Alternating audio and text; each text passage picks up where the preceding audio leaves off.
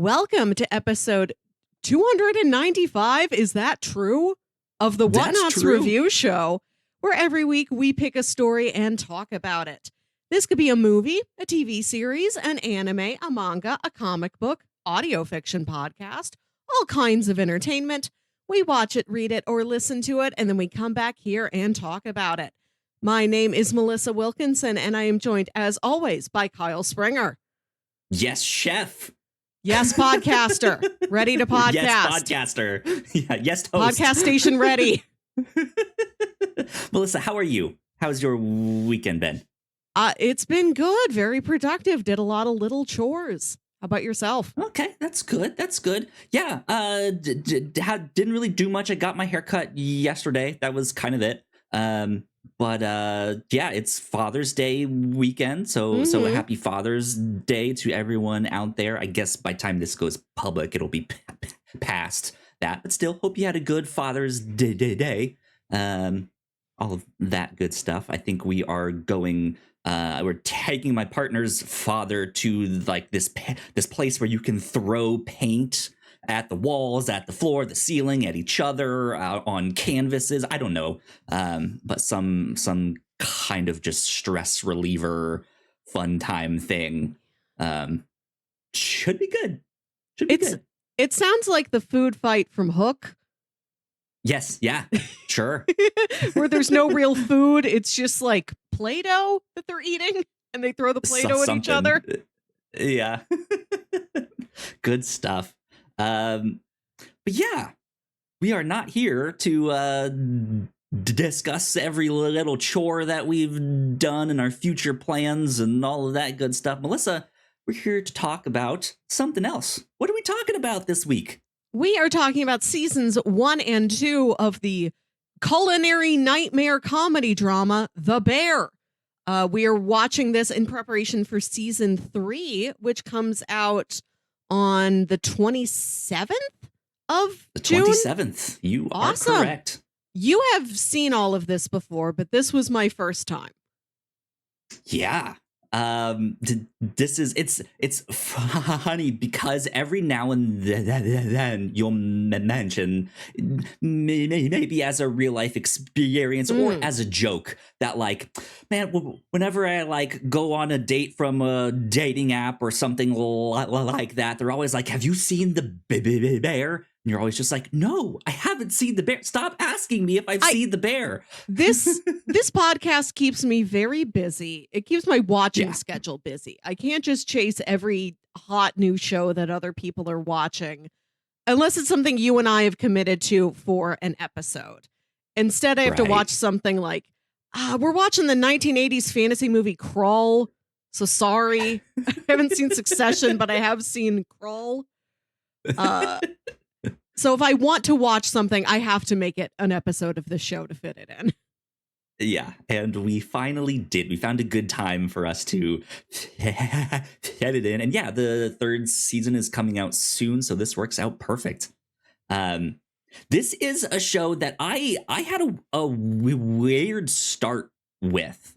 My girlfriend was watching it, and she had started it on her own without me. And then I forget what I was doing exactly. I must have been like reading comics or just like something on my phone somehow, some way. And she was watching season 1 of The Bear because that's all there was out. And she was watching from like episode 6 onwards, but kept falling asleep at episode 6. And so here I am, like trying to read comics and like looking up every once in a while, just being like, this show's kind of fascinating. This show is actually kind of good. What is this? This is awesome. And then she'd always just be like, I fell asleep. Was it good? And I'd have to be like, yeah, it was actually really good. So I had seen the ending of this show before I had even started it. And that made for an interesting experience to then be like, no, I think I actually want to watch this show. Let me start from square one here. And I think it's actually kind of doable. to Yeah. like only see those last two or three episodes, and like you'll get and understand and know what's happening and all of that stuff, but just start it from square one. There are you funny haven't seen it. There are details that you will get confused by if you don't watch from episode 1. You're like, okay, this man's name is Jeffrey because that woman keeps calling him Jeff. That must be his real cousin. Lots of things that aren't exactly true that are part of the lore of this show. Indeed. Let's do plot synopsis for people. I mean, this is one of the best TV shows that's out right now. I know a lot of people have seen this and already kind of know what it is. However, if you are someone who was maybe too busy to check it out or have not yet, because there are those people out there, let's do a little bit of a plot synopsis of what this show is. Sure.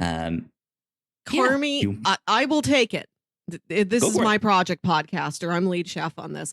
Carmy Berzatto is a world-class, highly lauded chef working at these fine dining, like 3 Michelin star restaurants.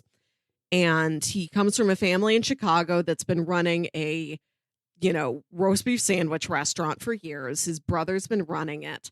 His brother dies by suicide and leaves the restaurant to him. So he's forced to leave fine dining behind and just go to just sending roast beef sandwiches out the window in a kitchen that doesn't make sense. It's set up wrong. The place is in deep debt. His brother's life was a mystery to him. The runnings of the kitchen are a mystery to him. This isn't the world he comes from, and he has to adapt. And it's about him and the staff of this restaurant and this young chef who follows him to this restaurant because she adores his career. And she's like, I don't care where it is. I want to work with you. I'd love to work with you on building this place into something better. It's about this misfit crew coming together to do the best work that they possibly can under very stressful circumstances. Yeah.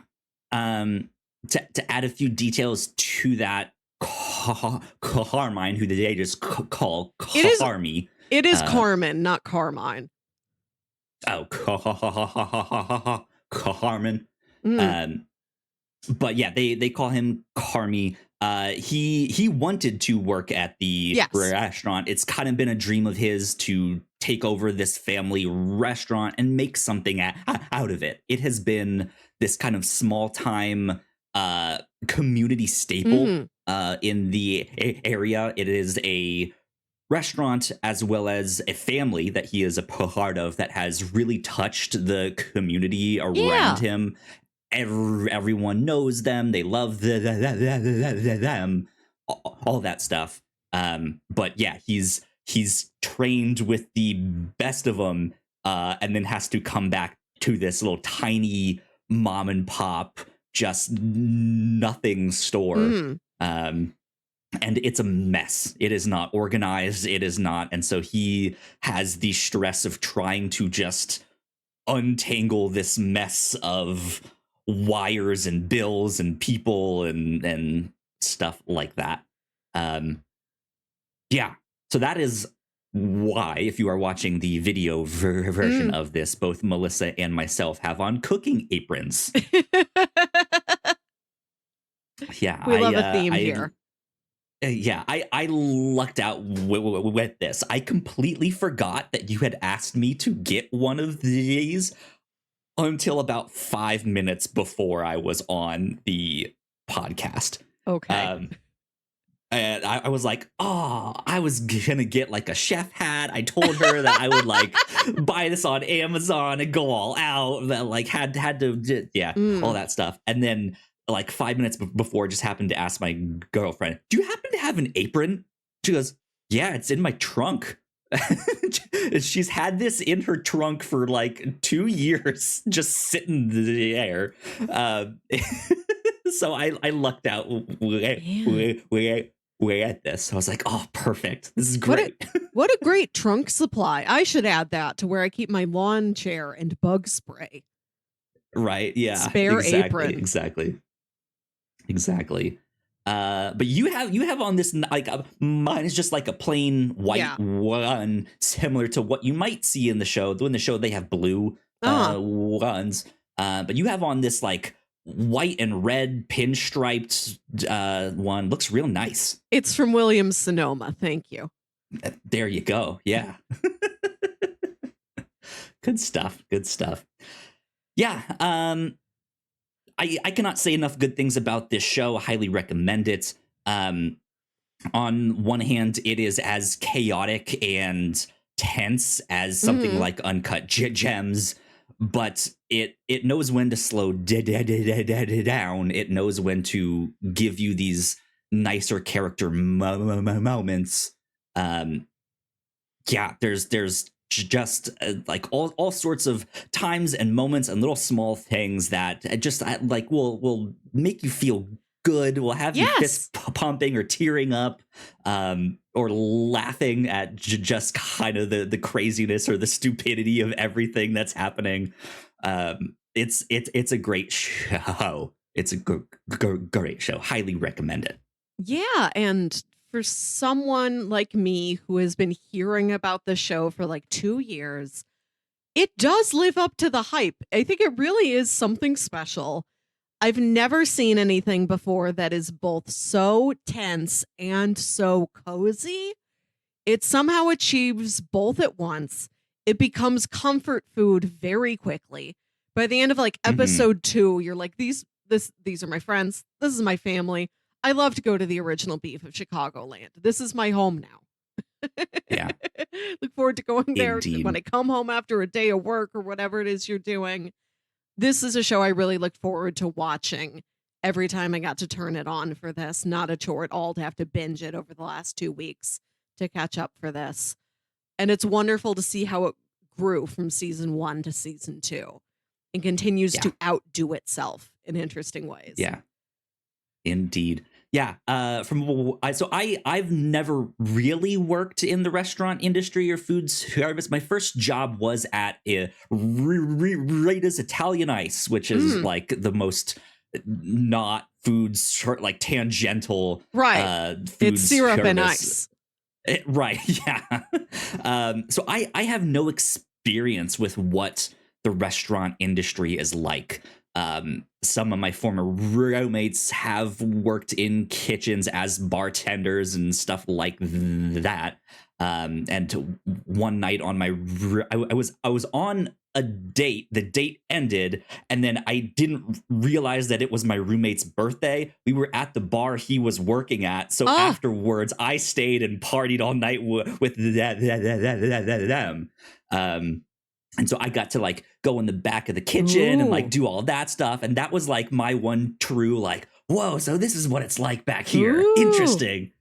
But from what I understand, this show is very true to what that experience is like, the like working in the restaurant industry.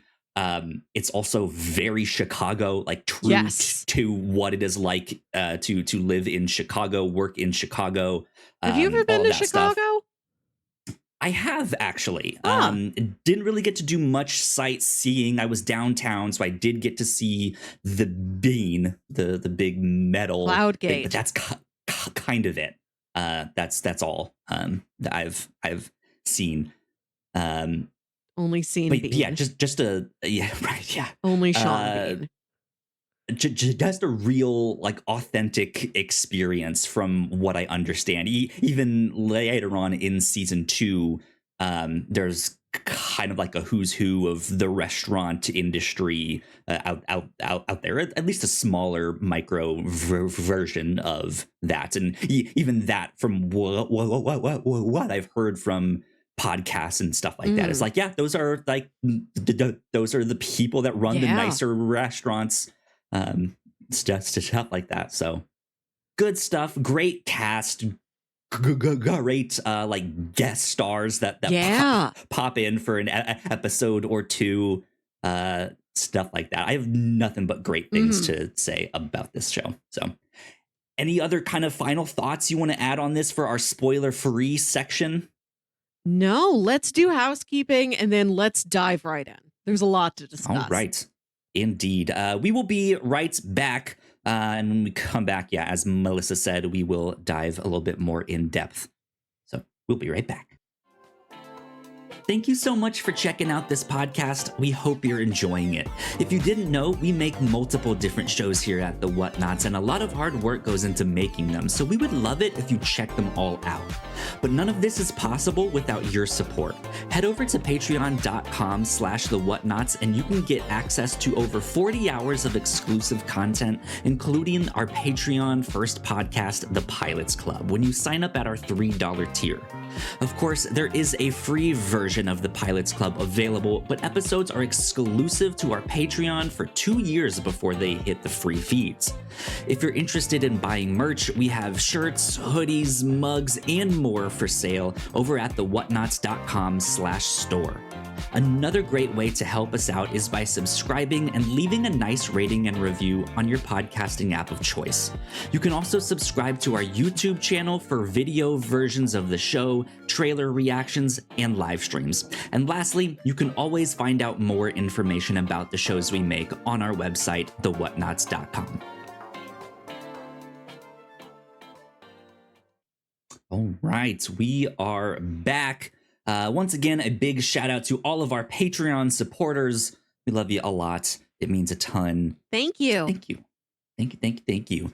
Over on the Pilots Club, this month we got to talk about the pilot episode of Bosch, the long-running Amazon original TV series. I guess Prime original is what you should say. All of that stuff. Good detective show that you can go check out there. I've now seen the first 2 seasons. I actually really liked season 2. I thought that one was really good.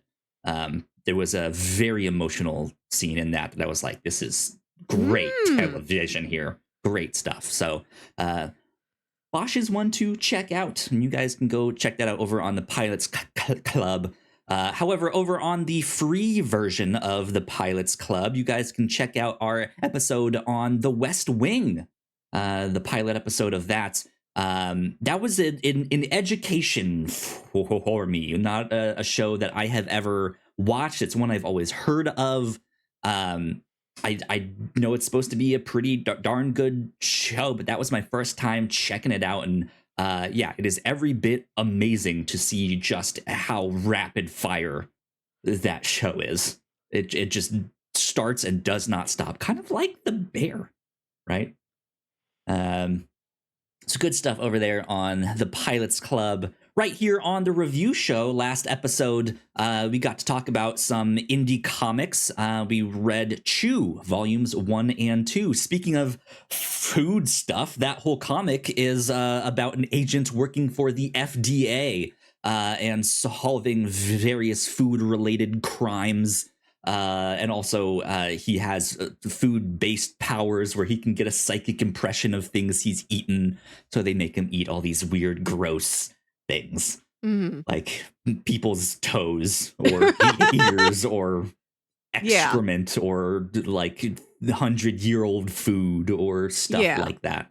Bite this corpse, see if you can see their final moments and who killed them.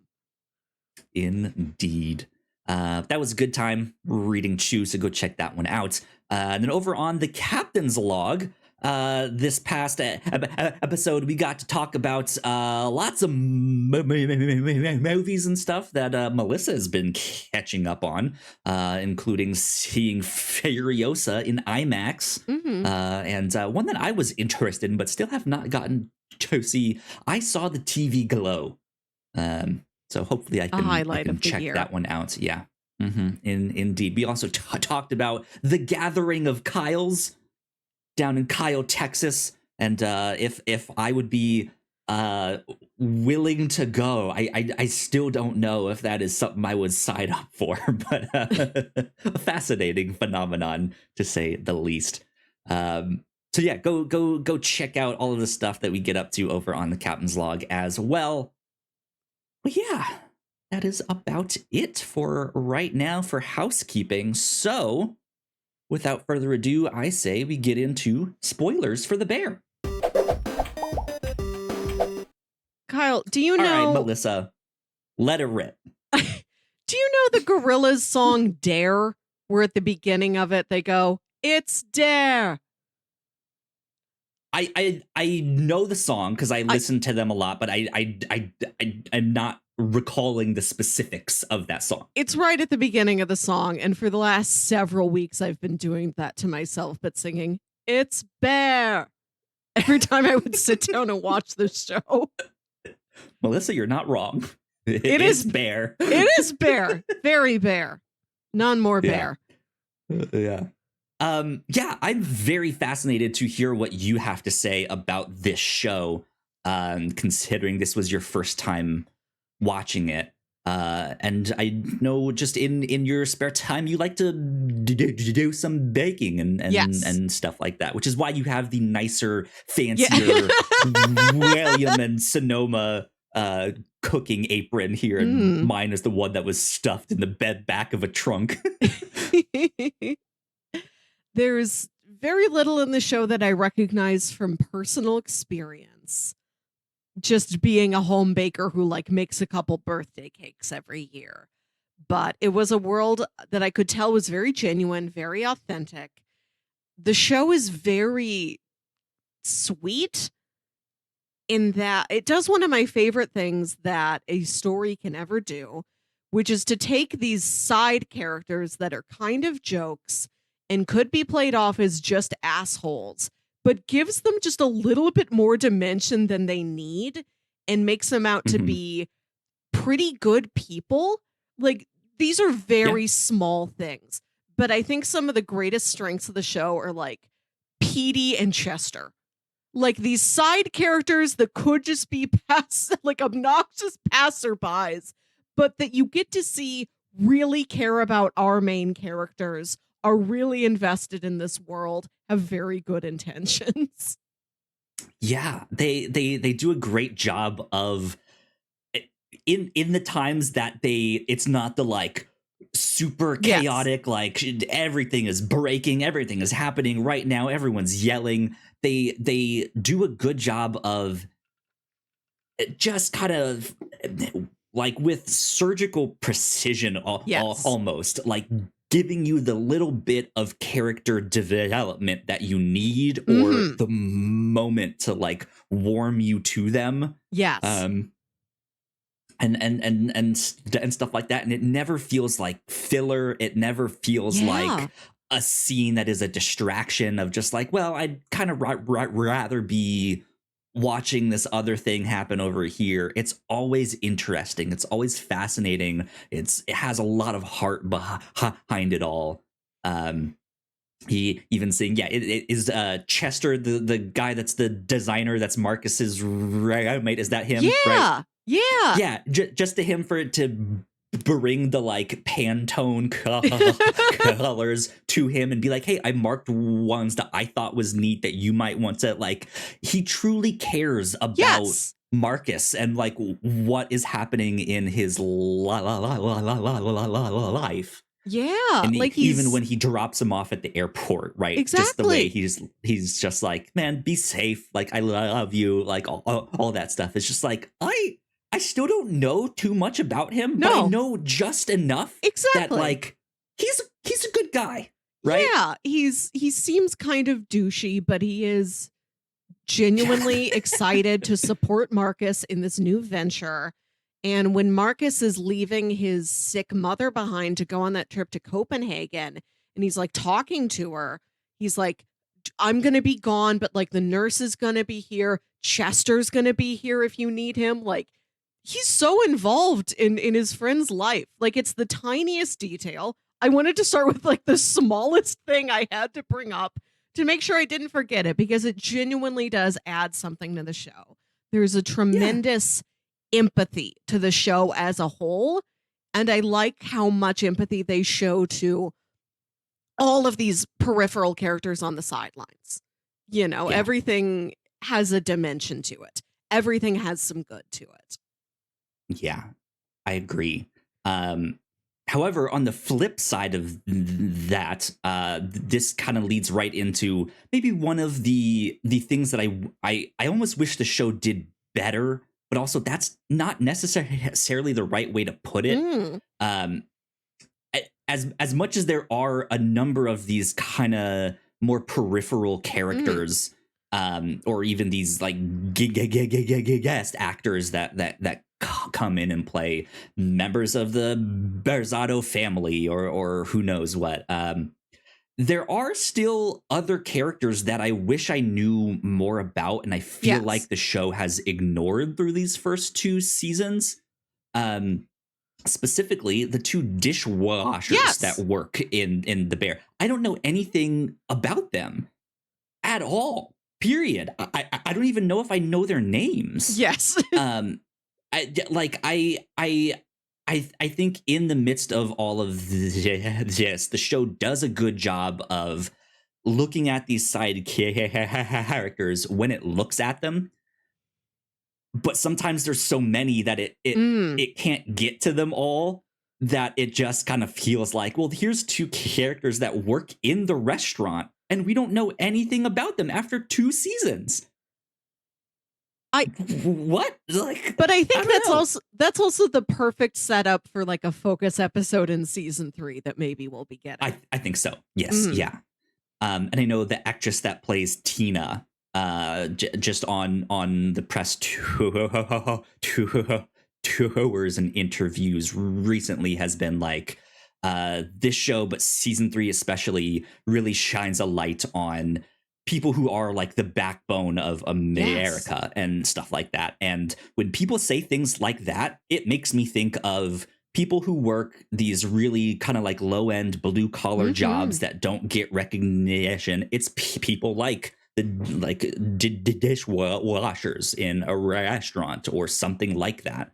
So I hope we get a spotlight on them in season 3, especially as the restaurant has kind of lifted itself up into something a little bit more prestigious than it used to be.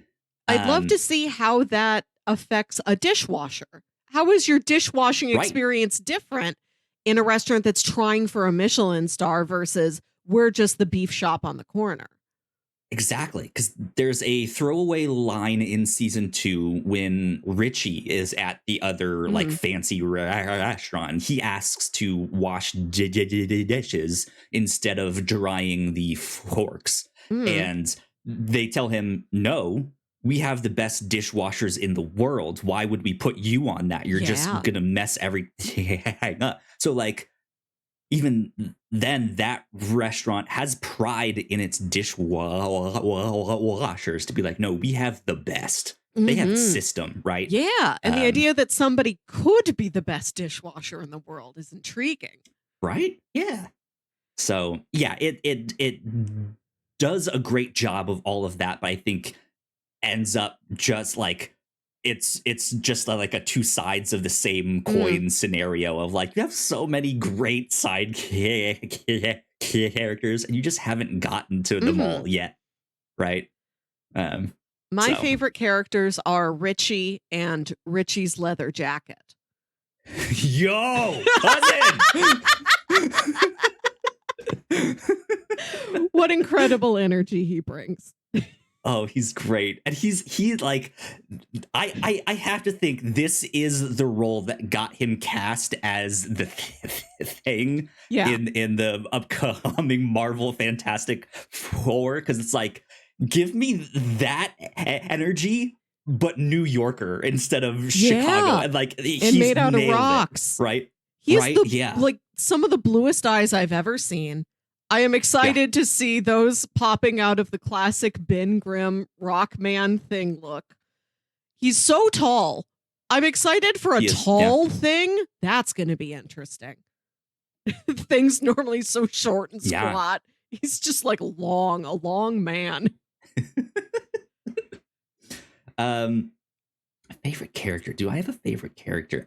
I don't know. I like Tina a lot. Because she is someone that at the very start of the show is painted in a light that she is very closed off. She's very guarded, does not like change. And I think her character, when she finally starts to show some of this change and this growth, or this recognition of like Sydney's skill, like that was when the show really started to hit me like, oh, this show's gonna make me cry. I know it. I know it.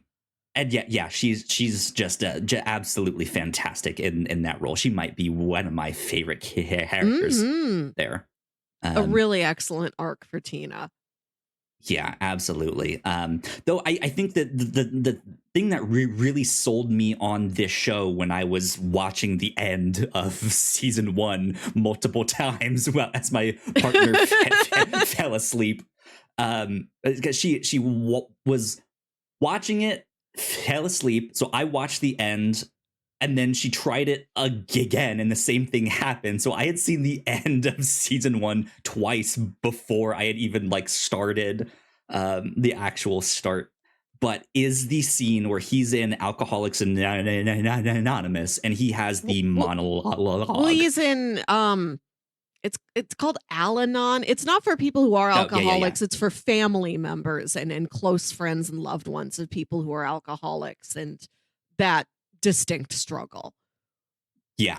And that whole monologue, as I was like hearing that and trying to read my comic, it was just so emotional and so vulnerable that I like kind of had to put my book down and just be like, this scene is great. Right.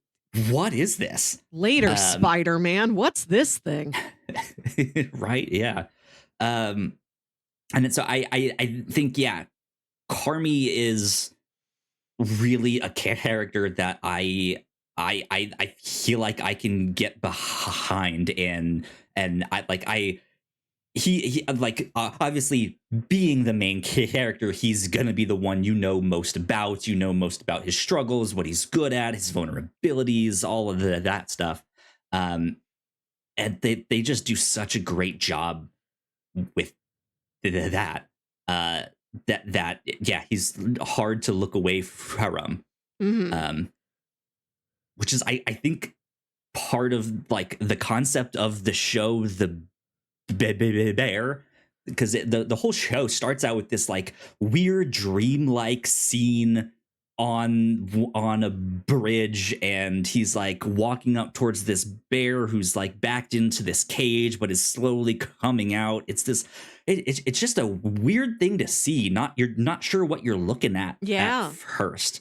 But it is something that happened in real life. You can't look away. What is happening is like the lens that I view this show in. I just have to look and be like, all right, what is happening here? There isn't a full unreliable narrator aspect going on, but there are moments where you're very much inside a character's head.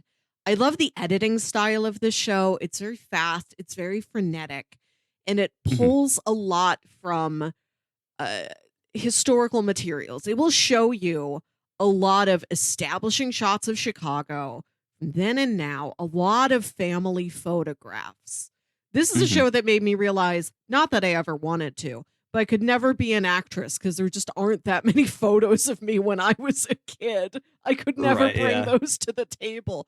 I feel like I'm seeing those so often now as an actor's actual childhood photos. Like that's a new requirement for going into the dramatic arts. Do you have a photo of you at age 7 with a birthday cake that we can recontextualize? All of a character's past experiences have so much weight on them in this show.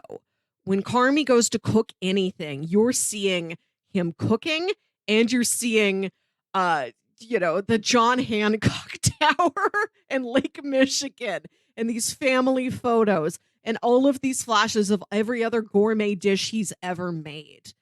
And there's other moments like, and we'll do our 20-minute deep dive into Seven Fishes, but the part at Seven Fishes when Michael and Uncle Bob Odenkirk are yelling at each other over the dinner table.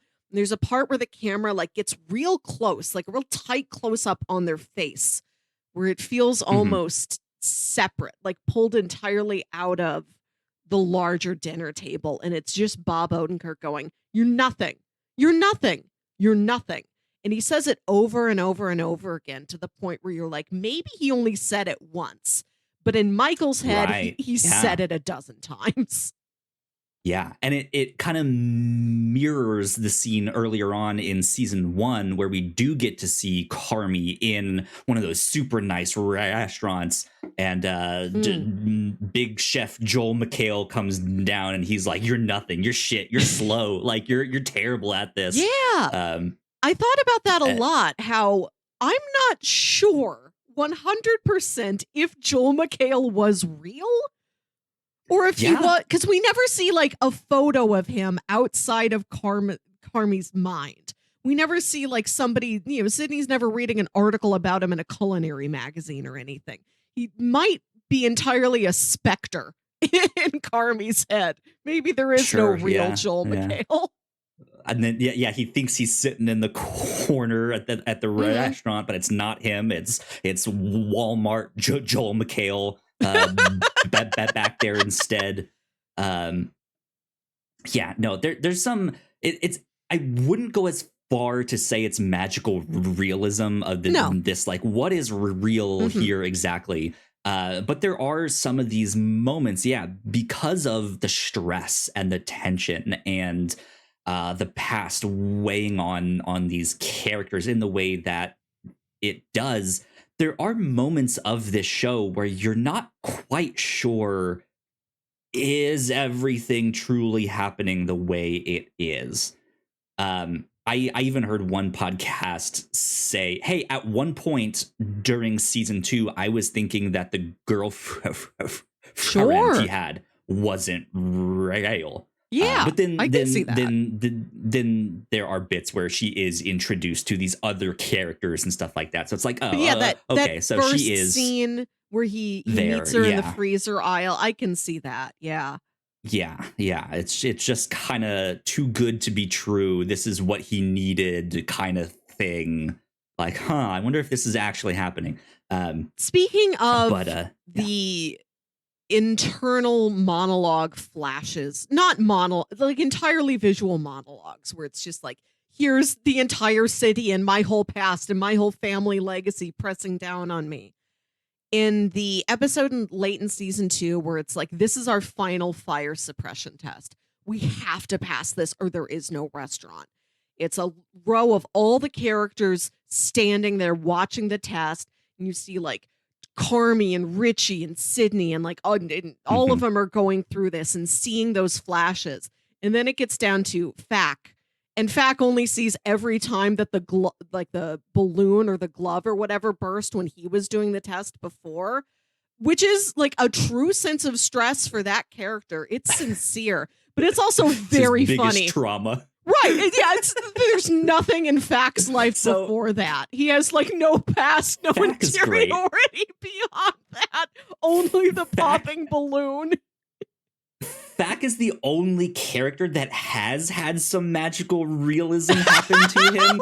There's that time he's like opening up to the ball breaker machine and it's talking back to him. He's just like, "Wow, you're so deep. Thanks, ball breaker." But no, Fack is great. He's also another favorite character of mine.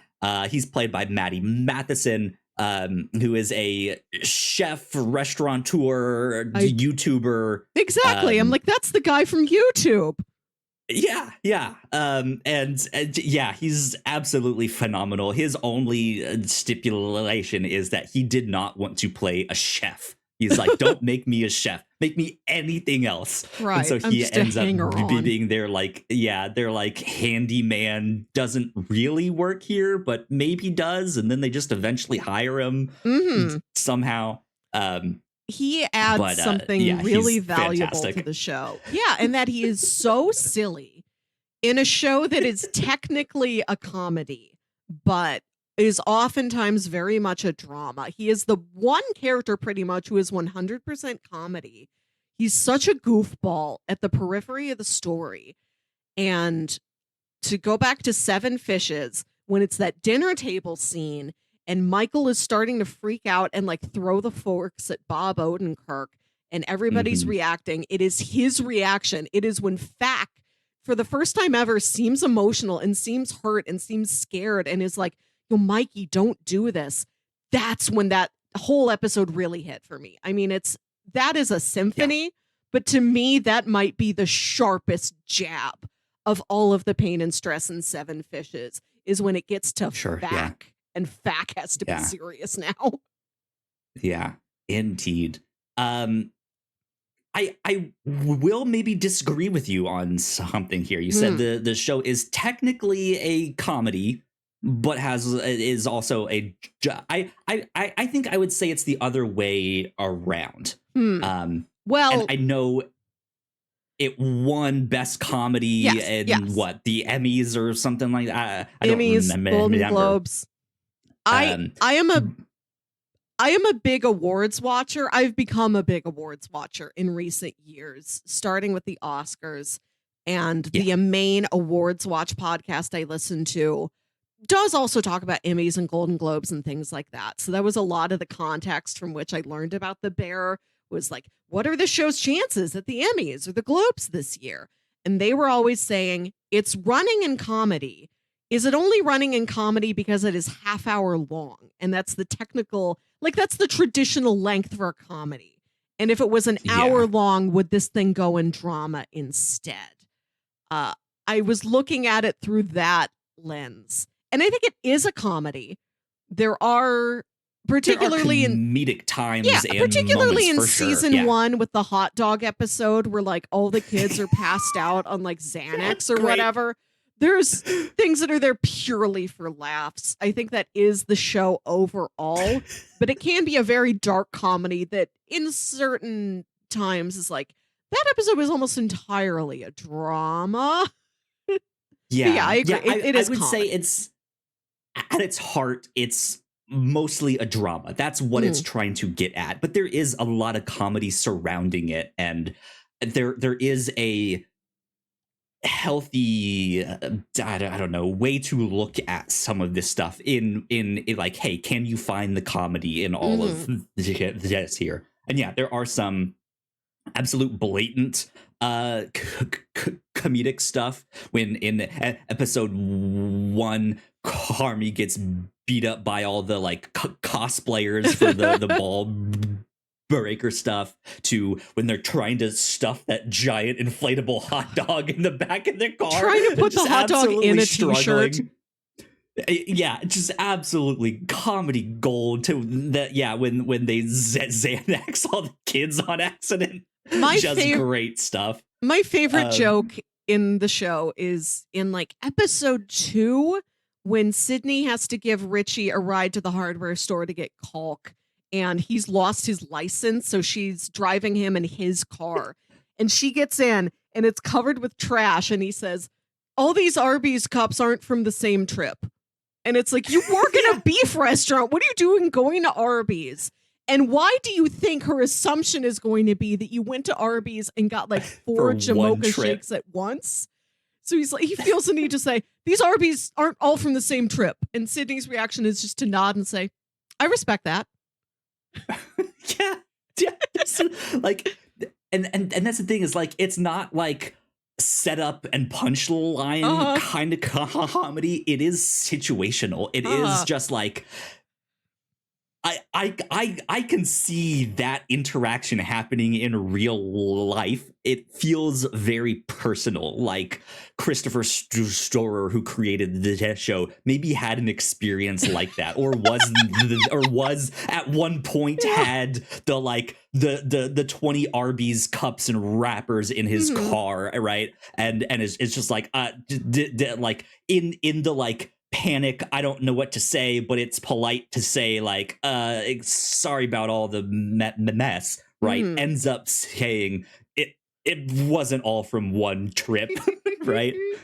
It's stuff like that I think this show gets so well. Like it knows how to do the dialogue, the fast paced, not action, but tension of the show. And man, when these characters blow up, they blow up. Yeah. yeah, it is kind of scary to see them do all of that when to see in season 1 when they get all the to-go orders starting to come in and they realize it's been on all night and it wasn't supposed to be, and so they have like, all right, fire 30 chickens and 40 of this thing right now, it's doing 2 minutes, let's go. Like when Marcus, who kind of seems to be unaffected by all of this, is like, I finally perfected my donut. And Arby just like smacks it out of his hand. He's just like, what the fuck are you doing? Get out of here. The way he like goes into the main part of the restaurant and like slams the extra tray of donuts down. You feel for him. Carmi is such an asshole in that. Like, I mean, on one hand, I understand it, but like, yeah, it's just, man, like this is it's hard to watch at times, almost. But then by the end, when he picks up the like bit of the donut off the floor and he eats it, and you can see on his face, fuck, he nailed it, right? Like, now I feel like a jerk for like smashing it and all of that stuff. It, like, you just get this push and pull of all of this stuff. And a lot of the tension of the show comes from a character doing what they are not supposed to do. There's not really a lot of outside threat. It's more like, Marcus, you are supposed to make the chocolate cakes because that is what the restaurant serves. That's what people are ordering. That's a long process. You have to get those cakes started. And he's just become fixated on the donut. And it's like, you don't sell donuts. Nobody needs you to do a donut right now. I get it. I'm happy you are so invested in the donuts. I'm proud of you. Can you do this later? There's a lot of that. There's a lot of, you're doing the right thing, but it is the wrong time to do that. Right. Yeah. Yeah. I think this show is really great at these kind of opposite extremes of stuff, right? Where you have moments where everyone's yelling and screaming and characters are blowing up, and then you have just these really great scenes of characters in smaller, quieter moments of Marcus putting the lotion on his mother's hands and stuff like that to show how much he cares, right?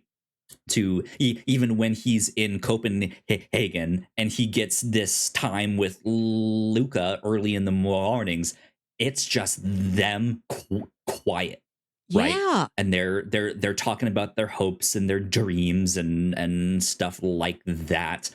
That was another example I wanted to bring up, that when you go and you meet Will Poulter, this like high-end pastry chef, he's not the nicest at first, but he's nowhere near as harsh as you had been imagining or fearing. He softens up a little bit as he gets to know Marcus. And there's a long scene that's just the two of them talking about their childhoods. And it doesn't have the same pathos or weight to it as like when Richie talks to Olivia Colman, where that has like a definite like point at the end of it that sort of illuminates a lot of stuff. This one feels so much smaller. It's like, we're going to give you the time to just Marcus's live in moment, though. Yeah. Just two guys getting to know each other. You're right. I love how the show comes out the door running, keeps that speed, but knows now is when we slow down. Now is when we give you like little one-on-one moments and we let you live in like silence or like seemingly mundane conversations. Yeah. And that's the thing, is I know this show kind of revolves around this central tragedy of Michael taking his own life. And so with that, with the hardships that all of these characters have to deal with, I like, even in season 2, some of the tension around this show is just kind of waiting for another shoe to drop. Yeah. Right. Waiting for something to go wrong. And I don't think they necessarily paid it off in season 2. I think we'll get some of that in season 3 or potentially season 4, which I know it's already been renewed. I think they've already filmed it or are almost done filming it. They filmed season 3 and 4 back to back. I think partly because what's his name was about to get cast in the next Marvel stuff and some other stuff. I'm sure. I imagine all these actors are going to have tremendous career spikes. Oh yeah, but yeah, just like if Marcus's mother, if her health takes a turn, that's going to provide some other source of tension for the restaurant, for Marcus, all of that stuff. So the one that did kind of pay off was Ibrahim, who's another great character. I always love when he's like, yes, I accept. He's accepting some personal mission. It's great. He's sitting there on the phone doing the training video. Oh, yes, that makes sense. Yes, I accept. Yes. It's so great. But he I was scared for him in season 2 when he's sent off to the chef school along with Tina. He's like, I don't want to wear a uniform. At the school, the first couple times he's there late into the night just because he's slower than everyone else, and then he just stops coming, and they don't hear from him for days and days. And I'm just sitting like, oh no, this is not good. I don't this. Feels like another either character that just disappears or something happened to him and they just haven't found out yet, or who knows what. But yeah, he seemed to kind of turn things around there at the end as he gets to run the to-go window for the old school beef sandwiches and stuff like that. But there's just, oh man, I feel like even when God, what's her name? Sugar's the nickname for her. The Natalie. Sister. Natalie, thank you. When she has her baby, that's going to be another hectic moment, right? All sorts of stuff that I think is just we're waiting for other shoes to drop or something. This show is, who knows, has a pervasive sense of dread to it in a way that few non-horror stories do. And it pays the dread off in sort of interesting ways. There's very obvious things. There's an early episode where Sydney's really trying to prove herself in the kitchen. She accidentally cuts herself, and her glove has a loose flap, and she's bleeding under the glove, and so her hand is slippery, and she accidentally drops that whole thing of veal stock on the floor. There's stuff like that where you're like, I can see exactly what's happening. It's just a ticking clock until when does that thing happen? But there's other odd sorts of tension. In the episode where Marcus goes to Copenhagen, you're set up that his mom is sick at home, and you have the worry over your head that he does also, that he names and talks about, which is what if she dies while he's gone? But I was so certain, I'm something bad is going to happen to sweet Marcus when he goes on this trip. I'm he's sitting there by the water, taking a photo. And I'm he's going to drop his phone in the water. He's not going to be able to talk to anybody. Something bad's going to happen. And when he's out walking one night, he sees a cyclist who just ran straight into a chain link fence. And he has to stop, and he's injured. He's bleeding. He's a little out of it. God. And Marcus has to help untangle the guy. And the man just gives him this huge, long hug with so much relief behind it. And they don't speak each other's language. But it seems like the guy's okay enough to leave, to get back on his bike and drive, cycle away. Marcus is are you okay? Do I have to take you somewhere? And it's a sweet moment, but you can tell that he's was that enough? Should I have done more? Should I have done something else? What was that? Yeah, it's a really weird scene. And that is one of the few scenes that I don't necessarily understand how it fits in or ties in or will connect down the road. But I don't feel mind like it. it has to do right. I feel like it has to do more with what Luca was talking to him about, just this idea of kind of living in the world, living in the moment to get inspiration, to really see what people need at the time. And here he is, right? Like having to save this guy's life, not really understanding it in the moment, but who knows? Like this could be a spark of inspiration for him down the road, or push him to pursue a certain something in his career down the road in some strange way. I don't know what that will be exactly, but it felt like a moment where he had to be very present. Yes. He's going to do some sort of like a chain link sugar crust wrapped around something. He can manifest that as a high-end plate of dessert. Like even him naming the dessert cannoli that he makes at the end of season 2, the Michael, is him like reading the room, being present. No, like there are no notes on that. It's not like your sauce is a little off, or you have too much salt, or that like when he hears the name, like Arby is just like good, and then like walks off, right? Yeah, and just like, and that's it. That's all you need. There's so much like harshness and yelling and swearing in this show that when a character compliments another character, it is such a high. It really is. Right. When the so you can throw that down, huh? Comes back around to Marcus. Great moment.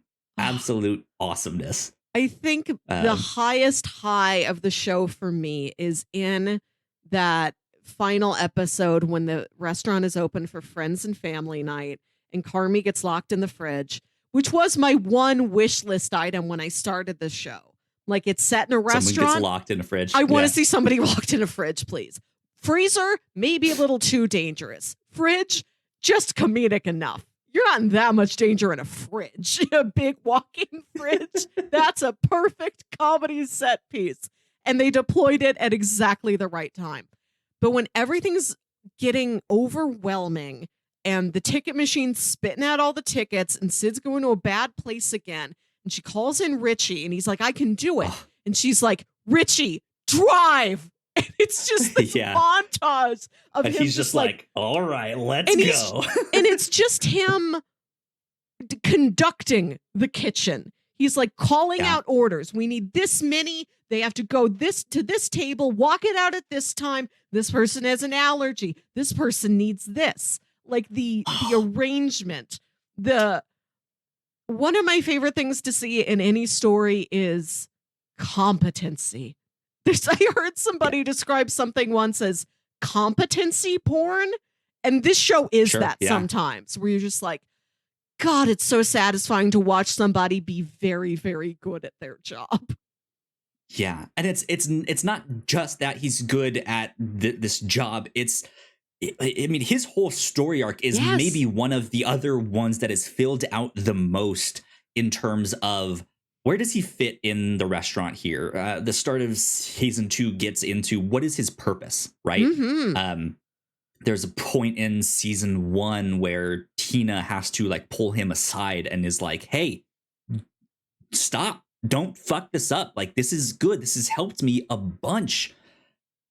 And you don't fit, like, and she doesn't really want to say those words exactly or stuff like that, but she's implying some of that stuff, and I know he's feeling it. Where he's not a chef, right? He's not a waiter per se. He doesn't really know where he fits in, and it's not just with the bear too, but he's not sure really what to do with his personal life at home. Yeah. With his ex-wife, with his kid, all of that stuff. And he just feels kind of lost. And to see him just in that half-hour episode just completely transform is just a masterclass on like TV character development. So good. And then yeah, when you can see him be like, all right, put 5 minutes on the clock, here we go. And he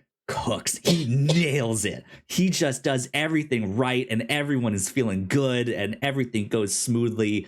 It is one of the most like fist pumping, like, yes, this is great moments. Yeah, absolutely. It just stand out part of that show.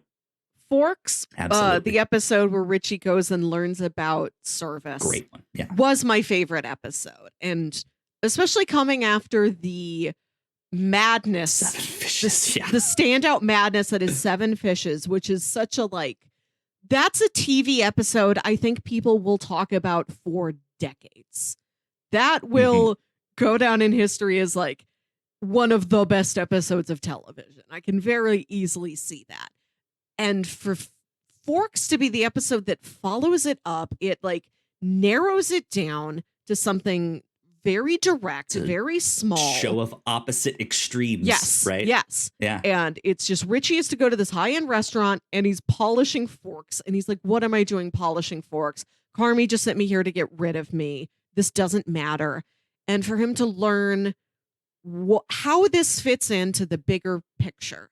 What it means for the fork to be spotless, to learn to have it framed in the way of it's an act of service. People, I love how the show has a lot of respect for the clientele at the restaurant. And you can see like they're never treated as like snobs or jerks or anything like that. They're like, there are people who've dreamt their whole lives of going to a restaurant of this caliber. They've saved all their money. They've waited for this for years. We have to give them the best experience of their lives. That's what we do every night here. This is something very special to people. We have to treat it that way. We have to make sure the forks are spotless. The water glasses are always full. The plates are straight.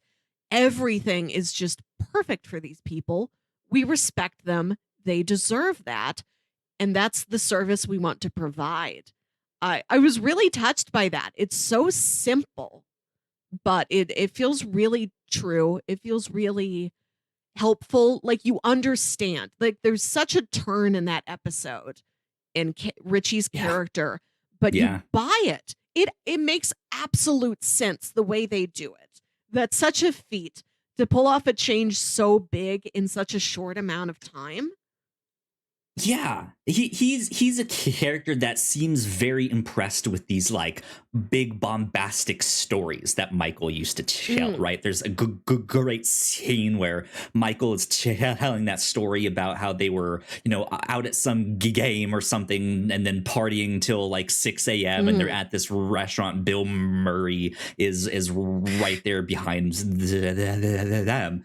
And then it like switches scenes to Richie telling that story on a date, and the date is just kind of disgusted by this, like, you were at a bar at 6 a.m. Like, what's wrong with you? And he's just like, but it's Bill Murray. Like, come on. Right. He's retelling a story that Michael told. And he's like, I can't do it the way Michael did it. Like, I can't, and for a character who's feeling so lost and so worthless at times, the fact that he can't even tell a joke correctly is like, tell a funny joke story is such a low. Yeah. But like, he's super into these like big bombastic stories. And I think when he's at this restaurant, he sees something similar, right? He sees the customers' stories and how he can be the one to make the big bombastic story for them. Man, she was in here on vacation, really wanted deep dish pizza. We don't serve deep dish pizza here, but she leaves tomorrow. I'm gonna go down the street to some other restaurant, get a deep dish, maybe disguise it a little bit, and then we can serve her this special thing or just not, for her. Not disguise it. They're like, he's like, this is deep dish from my favorite place in the city. They just like cut it up and made it look gourmet, but they're not lying. He's like, this is original Pequods. This is the best of Chicago. Right. Yeah. Like the fact that he gets to be Mhm. someone else's big story. I Yes. think he recognizes that, and in his own words, I think he would say something like, "That's gangster," right? And Yeah. he sees that, and he's like, "That's cool. I could do that. That's Yes. fun." And like But he is this kind of people person. He likes talking and mhm. sharing stories and stuff. And so for him to realize this is where I fit. That's my Yes. purpose right there. I see the pattern. I see how this all works. Is just perfection. It's I so good. It's another thing I really like about Richie is that he's a big movie guy in like a quiet way. He's not like Abed from Community, always making these Right. Yeah. these references and these metaphors and oh, it's just like this thing. But like there's movie posters in the original Bear. You can imagine maybe he put them there. I love that his room, he has this like barren, sad bachelor apartment where he sleeps under an Yeah. alien poster. Yeah. I One of my favorite jokes is when he has to call somebody and give his password over the phone, and it's Go Fast Boats Mojito, which is a reference to the Miami Vice movie with Colin Farrell and Jamie Foxx, which is exactly what that guy's favorite movie would be. Yeah, absolutely. And like, Great stuff. I love when Carmy makes the gourmet ecto cooler, and Richie looks at it and he like kisses his Yeah. fingertips and touches the cooler, and he says, "Rest in peace, Harold." Like to take this Yeah. like Yeah. nostalgic kitty snack back to that's from Ghostbusters. Ghostbusters is from the comedic genius Harold Ramis. We lost him recently. The ecto cooler We makes did. me think of this man, and I want to express my wishes for him.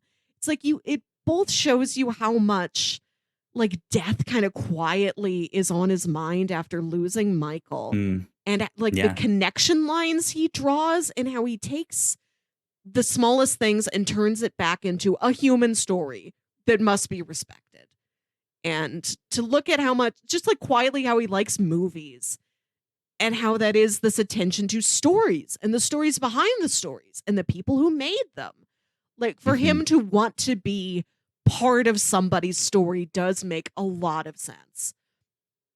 I Absolutely. I started a new job recently where I work in a wealth firm, and part of my job is to seat clients for meetings. These people who might be like multimillionaires at this place. And a lot of my initial training was like, if they ask for a coffee, you ask them, what do you want with it? Do you want cream? Do you want sweetener? What kind of sweetener? We have all the different kinds. What roast do you want?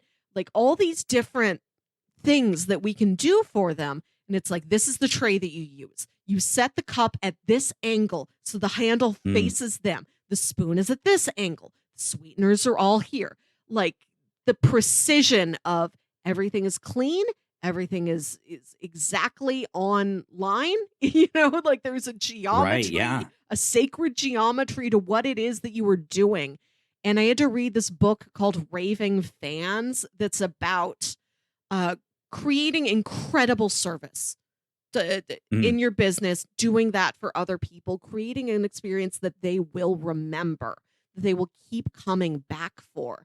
And one of the stories in that book is like a guy goes into a diner and he's like, "Do you have Coke?" And they're like, "Oh, we don't have Coke. We have Pepsi." And he's like, "Okay, I'll have a Pepsi." And then later somebody brings him a glass of like a glass bottle of Coke and he's like, "You don't have Coke." And they're like, "No, but we went around the corner and we got one for you because that's what you wanted." And like yeah. that's exactly what he Incredible. does. I Just another level of authenticity to the show beyond the culinary world to like stuff I just learned Service about high world. end service in a more abstract way, not as like industry specific as the restaurant stuff. I can still see in that episode. It is very true to these larger philosophies of business and the service world beyond Yeah. being a waiter or a maitre d', for example. And I was really impressed by that. Absolutely. Yeah. Um, the the show. I just want to say one more quick thing before if we kind of get into Seven Fishes and Oh all of yeah. that stuff here. you just said all these small details. They do a great job of that from the jokes that they have in there. There'll be like smaller little one-liners or stuff like that. But then also details that are more dramatic. Not in the sense that it's like, oh, I see this Easter egg that solves everything, but like 5 Easter eggs in the bear that you missed. No, but just like the idea that the restaurant Richie goes to is one of the restaurants that Carmy worked in. This is one of the restaurants where it might be the restaurant where Carmy first met Luca. Yeah. But based on what Luca says and how he interacted with Carmy, you can almost be like, when Carby was doing that monologue in the Al-Anon thing, he was talking about Luca. Like there was this one guy who thought he was good the whole time, and I was just going to kind of smoke him. Like that you get to see Luca's side of that. And then in the restaurant that Richie is in, there is a picture of Carmy and Luca together in that restaurant. And it's just like, I start to see how all of these details are coming together of like, okay, he worked here, he met that guy. That's why he sent Marcus over here. That's why he sent this guy over there. That's why we have the like every second counts thing up here. Like there's just so many just really good little small details about all of that stuff that I think the show does incredibly. So yeah, everything feels so connected. The season 2 episode naming convention is that everything is a food, and they seem to link up to each other. Like Forks is the episode right after Seven Fishes, which has the scene where Michael's throwing the forks. And like in, I forget the name of the episode, but at the end, Carmy goes and he buys the ice cream. And that's when he meets Claire in the freezer aisle. And then the next episode is called Sunday. Because when Marcus goes to Copenhagen and learns to make the sundae, you can see the connective tissue there in the writer's room of what can we pick up?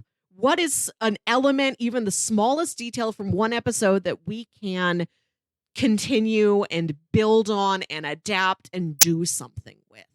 Even down to an episode name. Yeah. Great stuff. Yeah. Man, it's all so good. The first 3 episodes of season 3, we got Tomorrow, Next, and Doors. Okay. So I don't know what they have the rest of them out here. It's Violet, Children, Napkins, Legacy, Ice Chips, Apologies, and Forever.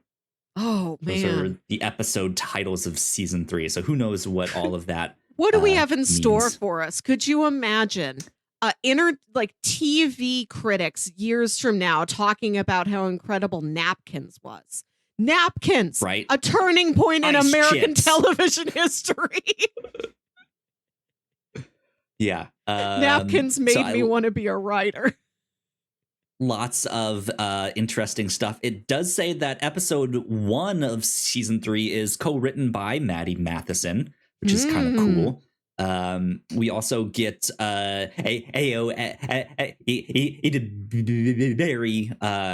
She is the one that is directing Napkins. Oh, stuff like that. So yeah, there's some interesting stuff here. I think it was.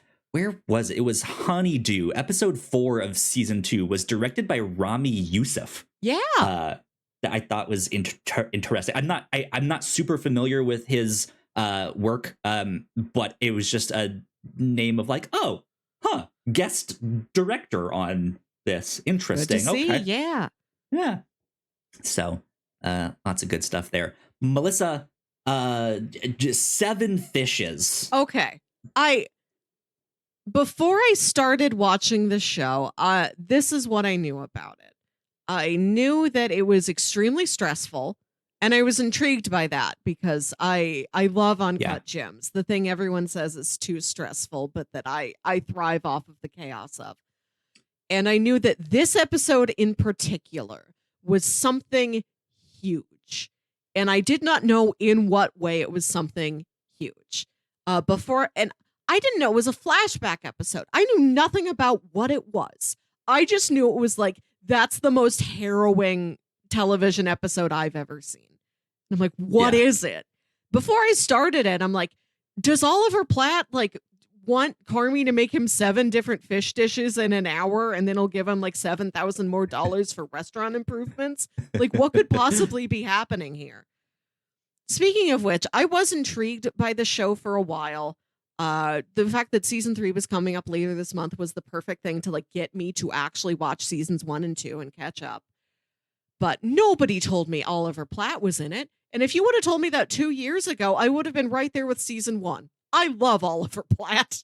Those are the magic words you can say to me to get me to watch anything. Oliver Platt is in this. Noted. 7 Fishes Melissa, is Mobile Suit Gundam. Did you know that Oliver Platt voiced one of the characters in the? No. You have to make a Platt cut for me of anything, right? Yeah, we've edited Platt in the platinum cut. Anyways, 7 Fishes. It is. I could see on the episode descriptions. It is like an hour and 6 minutes, which is much longer than the standard like 30 to 40 minutes maybe of these episodes. I didn't know it was a flashback episode. I didn't know it was Christmas. It has a lot of surprises in it. It has so many guest stars. Oh yeah. When John Mulaney walks out, it's so.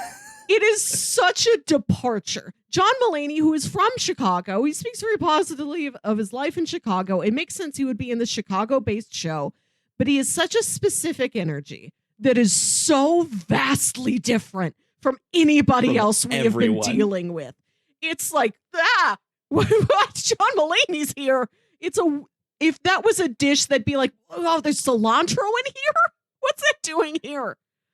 Which, it's not bad. It is great. He is the perfect out of place ingredient to throw into that episode.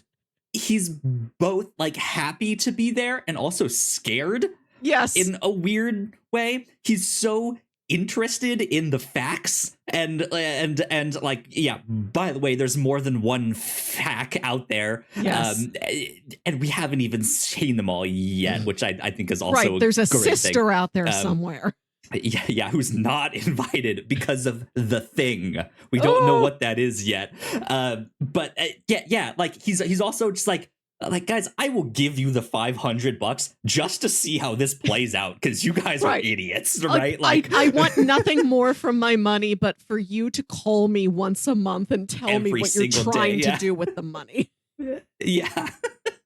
Like he's kind of laughing at the whole scenario in certain things, but also when he's asked to pray, he's just like, I don't know how to do this. I don't want to.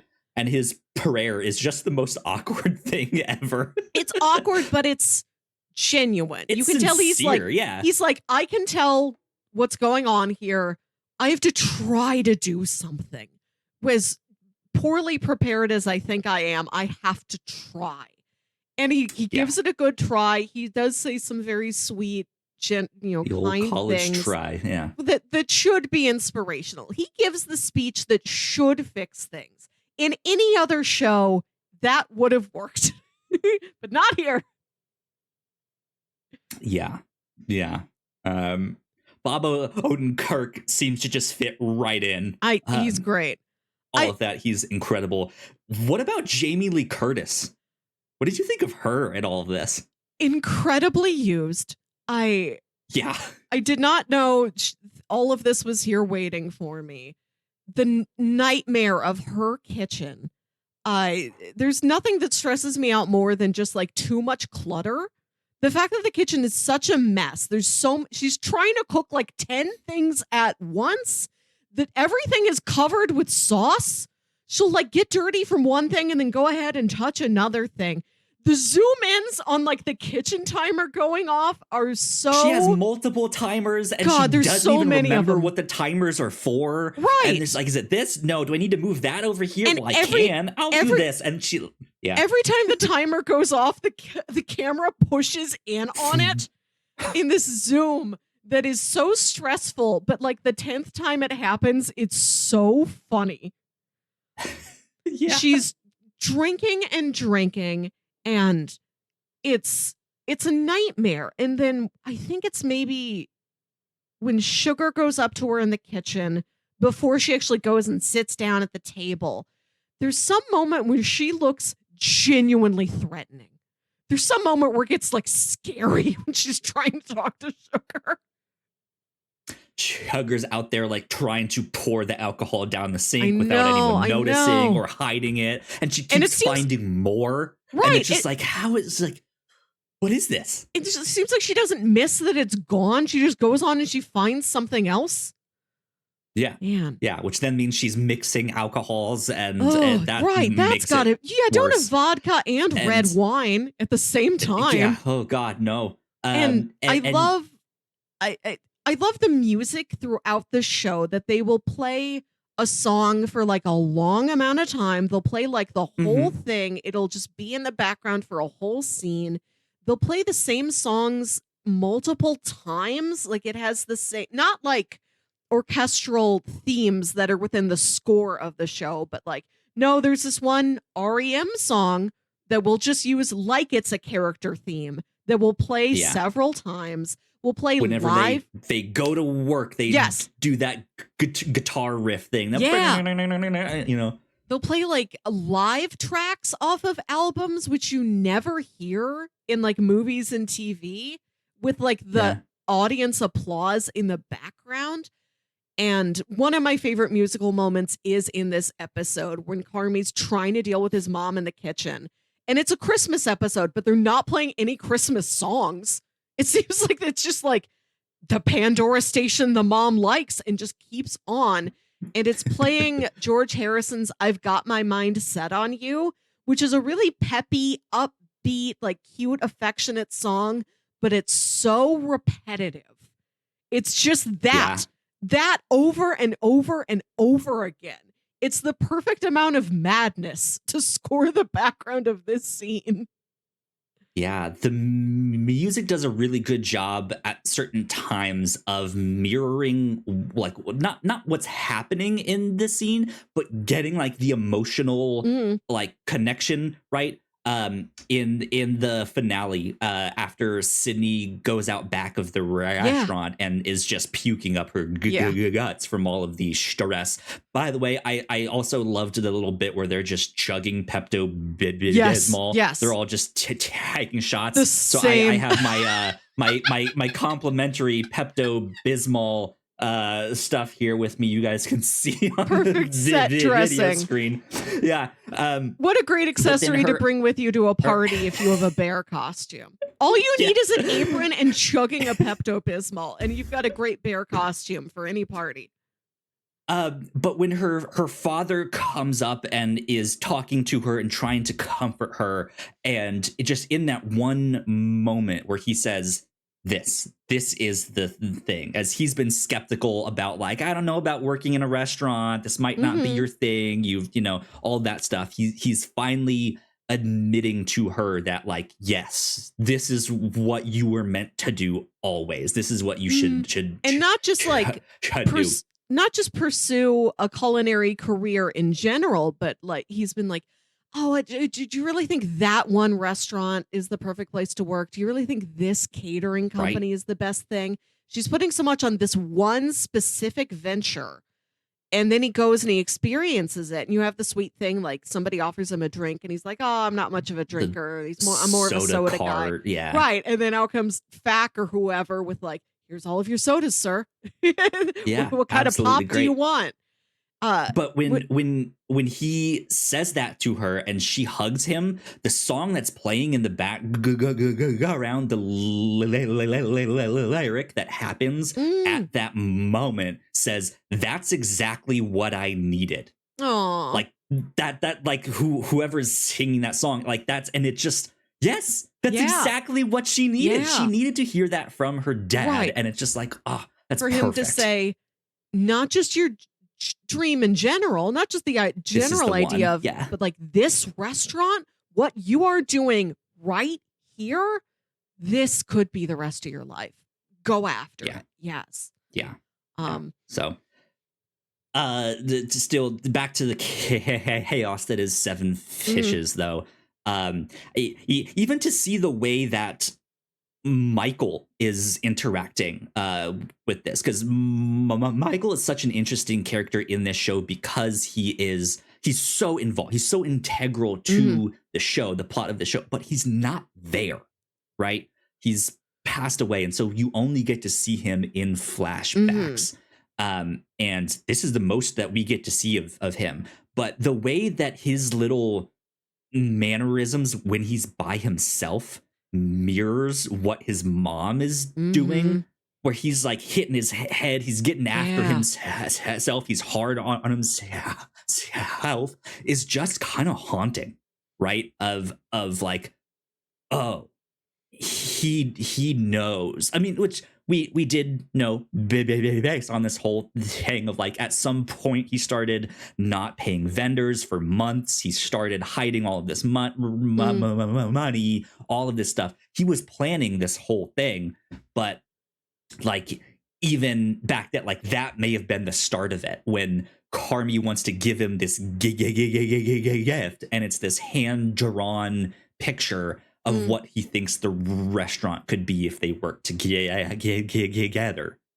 And once Carmy leaves, he reacts like he's punishing himself in this way. He starts like hitting his head and like not screaming, but like having that intensity, right? And it's just kind of this shocking moment of like, oh, yeah. And then this might be when he realizes like, this is not a dream for me. Like, I'm not meant to be the one that helps with that. Which is just heavy stuff, right? Yeah, there's real haunting stuff in that episode, even down to the dramatic irony of seeing Richie and his wife Jillian Jacobs together, and they are so sweet. I love the exchange where they're just like making faces at each other and sticking their tongues out. They're so in love. They're like so excited to have this baby, and to see that it devolves into his name is in her phone under Richie Bad News, because it's all he is to her is bad news. It's really tragic. Yeah. To see how in love they are there is kind of wild. And then just, oh man, another just heart-wrenching moment in the finale when the mom shows back up, and I forget his name, but Natalie's fiance. Yeah. Just the guy who just, with the heart of gold, just wants to be a part of the family, but it just absolutely out of place. He's a pushover, but it's just like, man, you guys are so cool. I just want to hang out with you guys and be best buds. And just to see that he accidentally fucks everything up, right? He accidentally mentions that Nat is pregnant and realizes that she hadn't told her mom. The mom doesn't want to be there. She's scared. Like, Jamie Lee Curtis is just phenomenal in just absolutely stellar. But just the way that she's almost scared to be around her kids, even though she loves them dearly. Kind of recognizes her own mistakes as well as like a bit of it's hard to explain, because I don't want to say it's the kids' mistakes or anything, but she has like, that line of like, no one makes anything beautiful for me, but also she kind of doesn't let that happen. Yeah, she says, I don't deserve to go see them tonight. Like, I love them so much. I'm so proud of them. I can't be there. I'm not good enough to be in this beautiful thing they've created. Which just also feels like something Michael must have thought, right? Just, I'm not cut out to be to do this with Carmi here. Mhm. It's just, God, pull on my heartstrings. Yeah. All that's it. Just, It's oh man, and the and way he then goes back to his seat, like I trying not to know. cry, but is crying and can't tell Nat what just happened. Yeah. Just, oh man, And poor Petey. when he walks into the Seven Fishes family dinner and he's like, I brought a tuna casserole. You know, it's fish. Which, first of all, a tuna casserole is not a food you bring to a celebration. Maybe it's like, hey, I heard you had a death in the family. I know things are tough for you right now. You're so busy. You're so overworked. I know you just need like a food to grab out of the fridge and eat. Like a tuna casserole is a food of necessity. It is not a food of congratulations, celebration, hooray. It's tuna casserole. It's not a formal food. You don't Yeah. bring it to the sit down family Christmas dinner party. He doesn't understand that like the Seven Fishes is a thing that she is doing It's a that he can't specific like dish, add yeah. to. Right. It's a specific ritual. This isn't a theme party. Everyone is so mean to him. Everyone is just offended that he brought this tuna casserole. They He don't just even hide it. walks in and steps on a mine is what he does. Yeah. And like his sugar, his own love of his life, just like throws it outside. Nobody will eat this ever. Yeah. To see this and to see that he keeps coming back to that family. He has seen the worst of them. He has been on the receiving end of some of the worst of them. And he still adores his family and wants to be a part of it and holds them in such high regard, is so supportive of every one of them, is remarkable. The bravery of Petey to keep coming back to the Berzados. Yeah. As much as we discussed the show having these moments of tension, just waiting to drop at any time. We real quick also in the finale, opening night of the restaurant, Marcus is ignoring his phone and it starts blowing up with the like, hey, where are you? Right. I can't write you, call me back now. And it's the nurse that is taking care of his mom. So we know something happened that night, but we don't know what yet. But like it, as much as it has moments like that, I think it's also setting up these moments of just complete joy or complete like emotional payoffs of the moment where Carmi and Nat and even Reggie are able to make something beautiful for the mom. Is just gonna like, I'll be in tears. It's so good. I'm crying. Right. Like it has stuff like that to finally have the moment where Petey is truly accepted. Right. He has the bits and moments here. Right. But we allow Petey. Right. Yeah. The moment where he is truly accepted as part of the family is going to be great. Right. I think even the moment that I'm not sure what exactly that moment will be for Richie on his like family side, but maybe his daughter wants to spend more time with him or something, or who knows? Like, but just he got that moment where he could be the conductor, and that was phenomenal. But I feel like we haven't seen the full breadth of that yet. But even Tina, like, what is her home life like? Does she have family? She brings that kid with her in the episode that's all one shot, pretty much, with the receipts keep spitting out and there's all these orders. And I'm like, is that a son or a nephew or I don't remember what she like, said. Who is this? Yeah, I do. I kind of like the chaos of discipline him almost like a son or something like that. Or like the actual mom asked her to be like, hey, you work at a restaurant. He needs to get some experience. So I give you permission to discipline him. Right. I do love the vagaries of the connections between people in this show. Like how Richie is not literally their cousin, but he thinks of himself like their cousin. To where even in the Seven Fishes episode, I don't know if Bob Odenkirk is their uncle, like literally their uncle, or if he's their quote unquote uncle, like he's the mom's new boyfriend. Like how Richie's daughter calls Jillian Jacobs' new fiance Uncle so and so. Right. Yeah. I kind of like that I don't know exactly who everybody is and exactly why they're here. It's weird too, because even Oliver Platt is an uncle, but there's a weird line that he has in the Seven Fishes episode where he comments on on the like, you look really good when you do something like this. I think he was their dad's brother. Yeah, but the line feels like him commenting on her looks. He's not necessarily hitting on her, but in a way that is like, I don't know, man, that's a little weird to say something like that.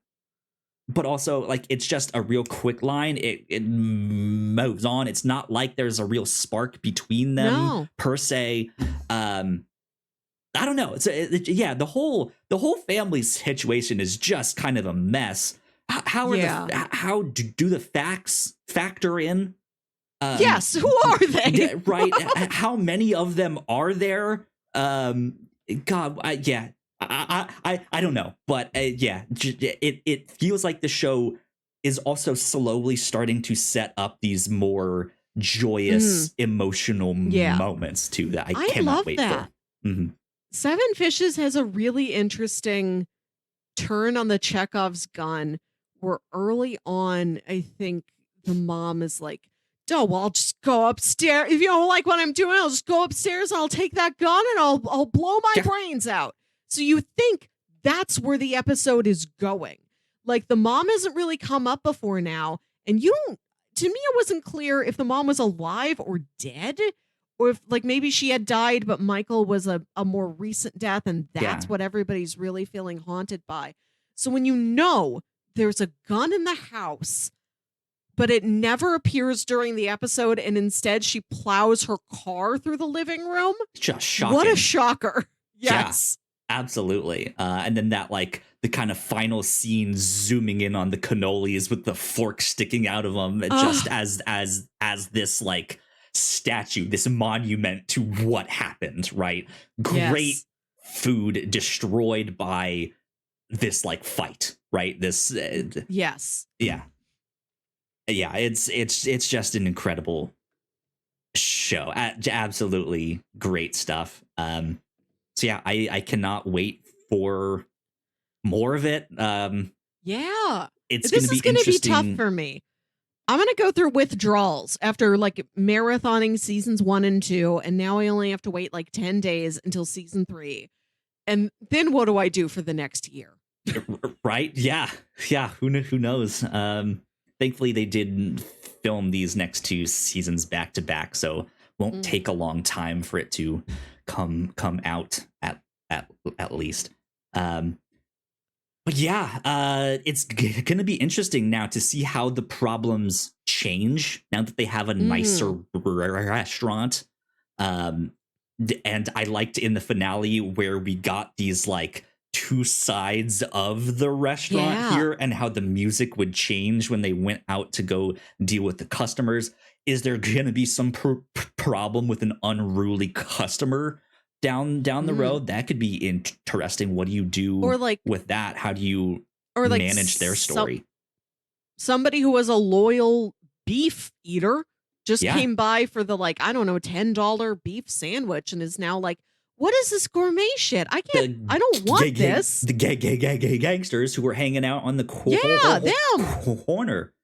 They do have the like drive-by window, but then does this nicer restaurant start to gentrify the neighborhood a little bit? They were already doing construction across the way, which is why they all started hanging out in front of the restaurant here. So it's like there's stuff changing about the neighborhood, and there is always, this show focuses a lot on change and people's reluctance or acceptance of change. So yeah, it'll be interesting to see, because I would like to see those characters come back. I don't remember what the guy's name, but the bigger guy that was Yeah. out there. Would love to see him come back. Something like that. So yeah, there's lots of stuff to a look lot of forward to. many shoes that can drop, many things that have been set up that could pay off, or we could never see them and instead we get a car through the window. Just Yeah. Yeah. What is shows. season 3's equivalent of a car through the window at this restaurant now? Who knows? God, yeah. Lightning strike. Nobody was dreading that. Who knows? Who knows? Well, yeah. Good stuff with all of that. Let me see here. I think it is time for us to dive into our bingo check-in on this. Let me start getting this up on screen here. Yeah, there we go. Okay. No one breaks into dance. We don't really have a pop idol. No rubber suit monster. No reaction of an animal to judge trustworthiness. There was no cow. One died for their art. No cool stepdad. No mysterious scar. No change of art direction, really. I have two things I can cross off my bingo sheet of tropes, which is character gets love interest's phone number. That felt a little outdated. Didn't know if I was going to be able to cross that off this year. Yeah. Why are you telling me this? What do you think we get when Oliver Platt is telling Carmy about the baseball game? He has that long monologue about baseball, and Carmy can't keep his eyes focused, is not getting any of it. It's like, so I'm not supposed to be this guy. No, you're not supposed to be the other guy. This gets close to that one too. The long this exposition. Gets close to our beloved trope of arted to death. It gets close. It gets close. We're not quite there. If there was a chef who truly died in the pursuit of culinary excellence, we'd have arted to death. Maybe that's what season 3 contains. Yeah. Is there a scene where somebody just hits something harder and then it works? Do they do that to the ball breaker game or something? No, not really.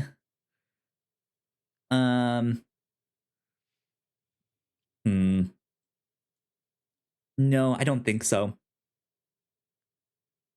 I think that's all I can really do. This feels like it would have been a good show for No Time for Breakfast. There is the scene where Sydney's talking to her dad, and she's like, "All I had to eat today was a left Twix." Yeah, that's great. Which is also one of those things that feels so specific for the time when Twix was doing their left Twix, right Twix campaign, which they still kind of have on their packaging, but they're not pushing that as much. But yeah, I think this is about all I can get is the "why are you telling me this" thing.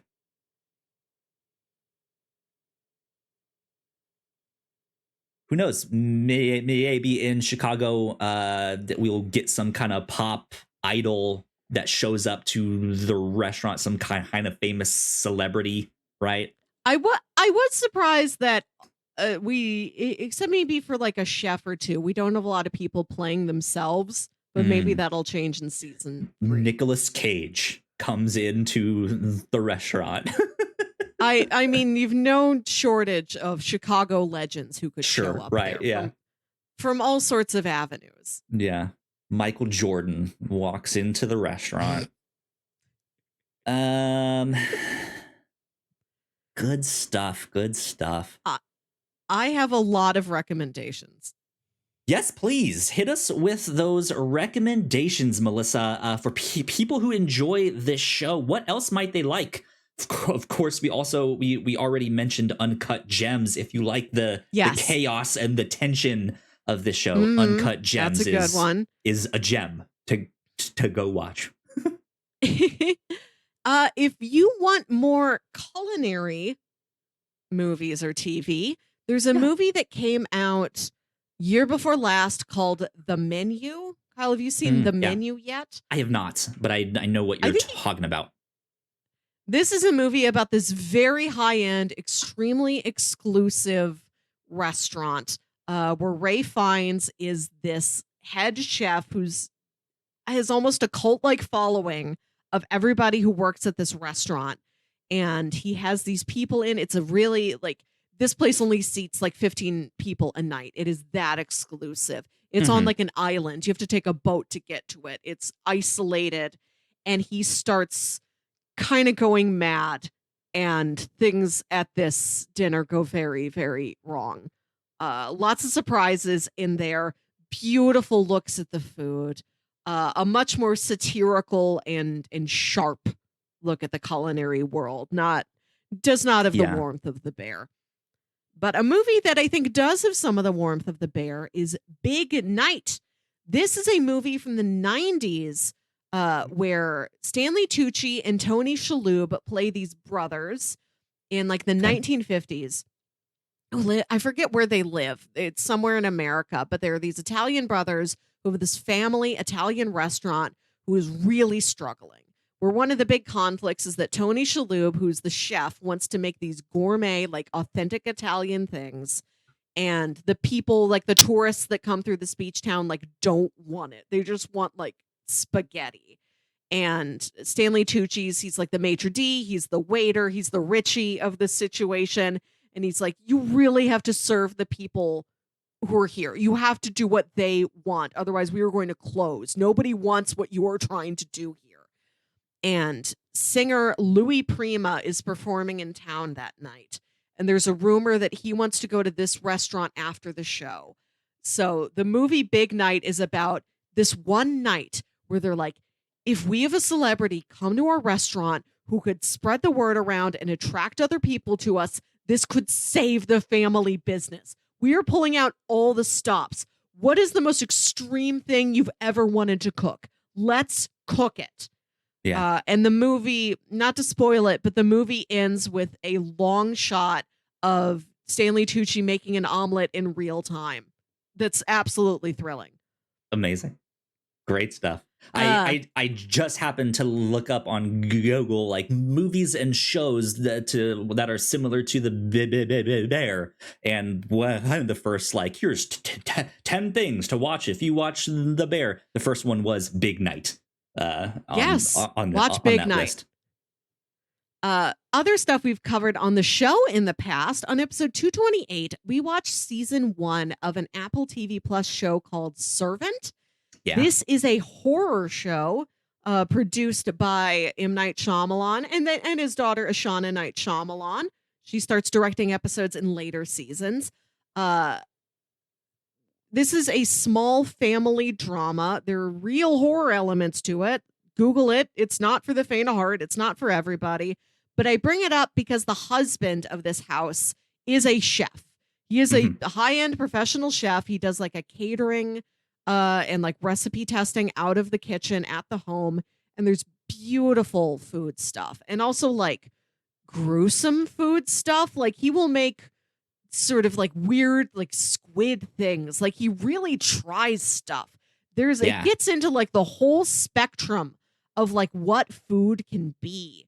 And it also, there is an intersection between food and horror in really interesting ways where the kitchen plays a part in something's going to go wrong here. Yeah. Like Water they have a taffy boiling, steaming, the like whistles and timers and knives that are real sharp. And yeah.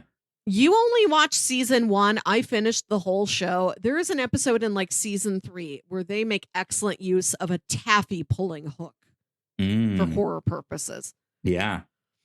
Also, for the intersection between food and horror, on episode 126, we watched season 1 of the TV show Hannibal, about Hannibal Lecter, where he's cooking people, but shh, don't tell anybody that. They think they're just eating pork or whatever. Yeah. More beautiful food craft there. Yeah, Sincere, just absolutely like, stellar. It is they have like an actual like well-known chef who has restaurants in major cities come in and be the food consultant for that show. So it's another thing where it's like, oh, that's surprisingly authentic. It's not the point of it, but that like they really paid attention to the food there. And this show's look at real Chicago food culture made me think of a show we watched once from Japan, a live action show from Japan called Kantaro, the Sweet Tooth Salaryman. That's a great show. We watched this in episode 164. It's a show you can find on Netflix. I think it only ever got one season. And it's about a man who is obsessed with desserts and sweets. He has a dessert blog that he publishes in secret. Like, he's like the masked sweets man. Like, his identity is not public. And he's like a businessman by day. He like works for a publishing company. He goes out on these sales calls, visiting bookstores to see, like, would you like to buy anything from our portfolio of books? And while he's on these sales calls, which he's very serious and very successful at, then he will sneak away to a restaurant in that area that he's like, this is so well known for their shaved ice, for this type of dessert, for their waffles, for their ice cream, for anything. And it's all looks at, if not real restaurants, like fictionalized corollaries to real restaurants across real Japan. Dishes of the area. Yes. Yeah. Yeah, with a lot of authenticity and a lot of very careful attention to how is this made? What are the ingredients? How is it served to you? What is the whole experience like? If you like how tactile the bear is, Kantaro is very good at that. If all you want is like sugary sweet stuff. Yeah. Kantaro is also very much a comedy. Like it is. Oh yeah, it's extremely silly. It's one part like real cooking show you might have seen like Anthony Bourdain on or something like that. That almost like documentary style cooking show, but also has a narrative that's happening in that to him, and it's just absolutely silly, like just ridiculous. Yeah, that was a great show. I wish there was more of that one. Rest in peace, Kentaro, Sweet Tooth Salaryman. Gone before its time. I was surprised at how much the show reminded me of Arrested Development. We did, on episode 199, we did a sitcom trade where you weren't familiar with Arrested Development, but it's one of my favorite shows. So I gave you 3 episodes of that to watch. And you gave me 3 episodes of Community to watch. That was a fun experiment. Do you know, you haven't seen much more Arrested Development beyond that yet, right? Mm-mm. Do you know the phrase, there's always money in the banana stand? Nope. So in the season 1 finale, when Carmi realizes that the reason why the kitchen is full of the little cans of tomato sauce is that Mikey was hiding money in there. He like took wads of cash that he kept off the books, wrapped it in plastic wrap, hid it inside a can of tomato sauce, and like resealed the can. It. Yeah, exactly that thing happens in Arrested Development, where the part of this family who's like in turmoil after like the family real estate company is in trouble after the dad was found to like be doing all these criminal things. And he's suddenly thrown in jail, and the rest of the family is like, what? We have to actually work and do things for ourselves now? We don't know anything about the business. We just cash in our paychecks for just being related to it. One of their holdings is a frozen banana stand on like a boardwalk. More frozen banana action for you here. Mm-hmm. And the dad's like, there's always money in the banana stand. And Jason Bateman's like, yeah, I know. We should keep the banana stand open. You know, Dad thinks we can get some money from it. But at one point, the banana stand catches on fire, and it's kind of cathartic. Like, I'm tired of the stupid family banana stand that Dad made me work in when I was a kid. And he goes and he tells that to his dad, and his dad's like, you don't understand. There was money in the banana stand. The walls were lined with money. There were thousands of dollars literally in the banana stand. Oh no. I was shocked that the show did the exact same thing. Shocked but very pleased. Which they also do that like Chekhov's gun thing in this, where episode 1 ends with Carmi about to make spaghetti and then like opens the can and then stops and throws it out. Yeah. So good stuff. Good stuff there. Another kind of surprising comparison to The Bear, a movie we discussed on episode 244, Michael Clayton, the legal thriller Michael Clayton, which delivers it delivers similar amounts of tension of I know something bad is going to happen, something's going to go wrong, but I don't know exactly what direction the threat's coming from or how it will arrive. But one of the subplots of Michael Clayton is that he's like a fixer for a law firm where if they need like things done off the books for their clients, he does them. And he was trying to get out of that world, and he was trying to start a restaurant with his brother. And the restaurant went under, and he's selling off the stuff, and he has this very fraught relationship with his brother. If you like that, you can watch Michael Clayton for more of that. That specifically. Brothers and restaurants and general dread. But mostly it's a legal thriller. Sure, yeah. I completely forgot about that aspect. Another interesting comparison, the TV show *Halt and Catch Fire*, a personal favorite of mine, which we talked about all of. That's a 4-season show. We did 1 season an episode. So the episode where we talk about season 1 is episode 142 of the review show. That is a historical fiction show about computer engineers in the 1980s. And I bring it up because it is a show about absolute drive and passion for your craft. Yeah, that's a and good one. The working conditions between you and your team. And it's a show about how personal relationships will suffer, but work relationships will thrive.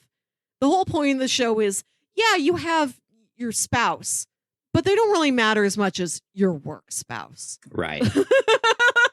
Like the real most important partnership of your life is the one you have with your work wife, not like your actual person you're married to.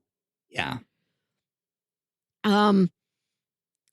We on our show, The Pilots Club, our Patreon exclusive show, The Pilots Club, where we talk about a pilot of a TV show.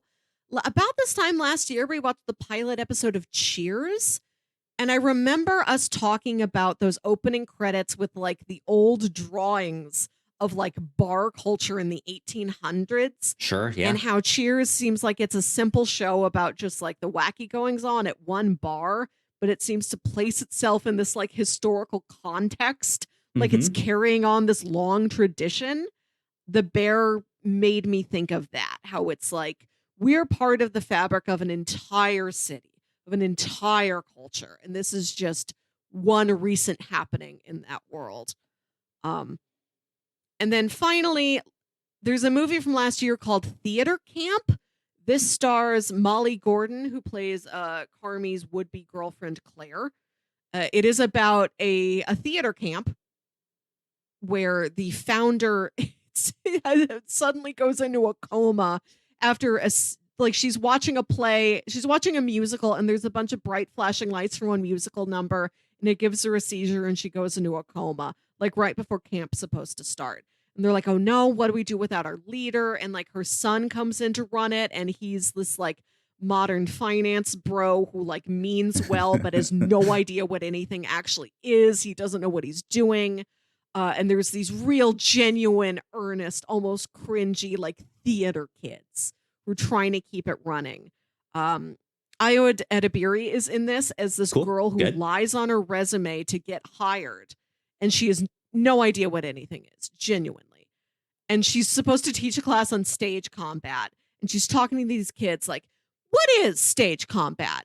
And they give her all these philosophical answers like, stage combat is a connection and a trust between you and your scene partner. And she's like, okay, great. What is stage combat? Literally. Like, you have to teach me so that I can teach you. Theater camp, a lot of fun. And that's my final one.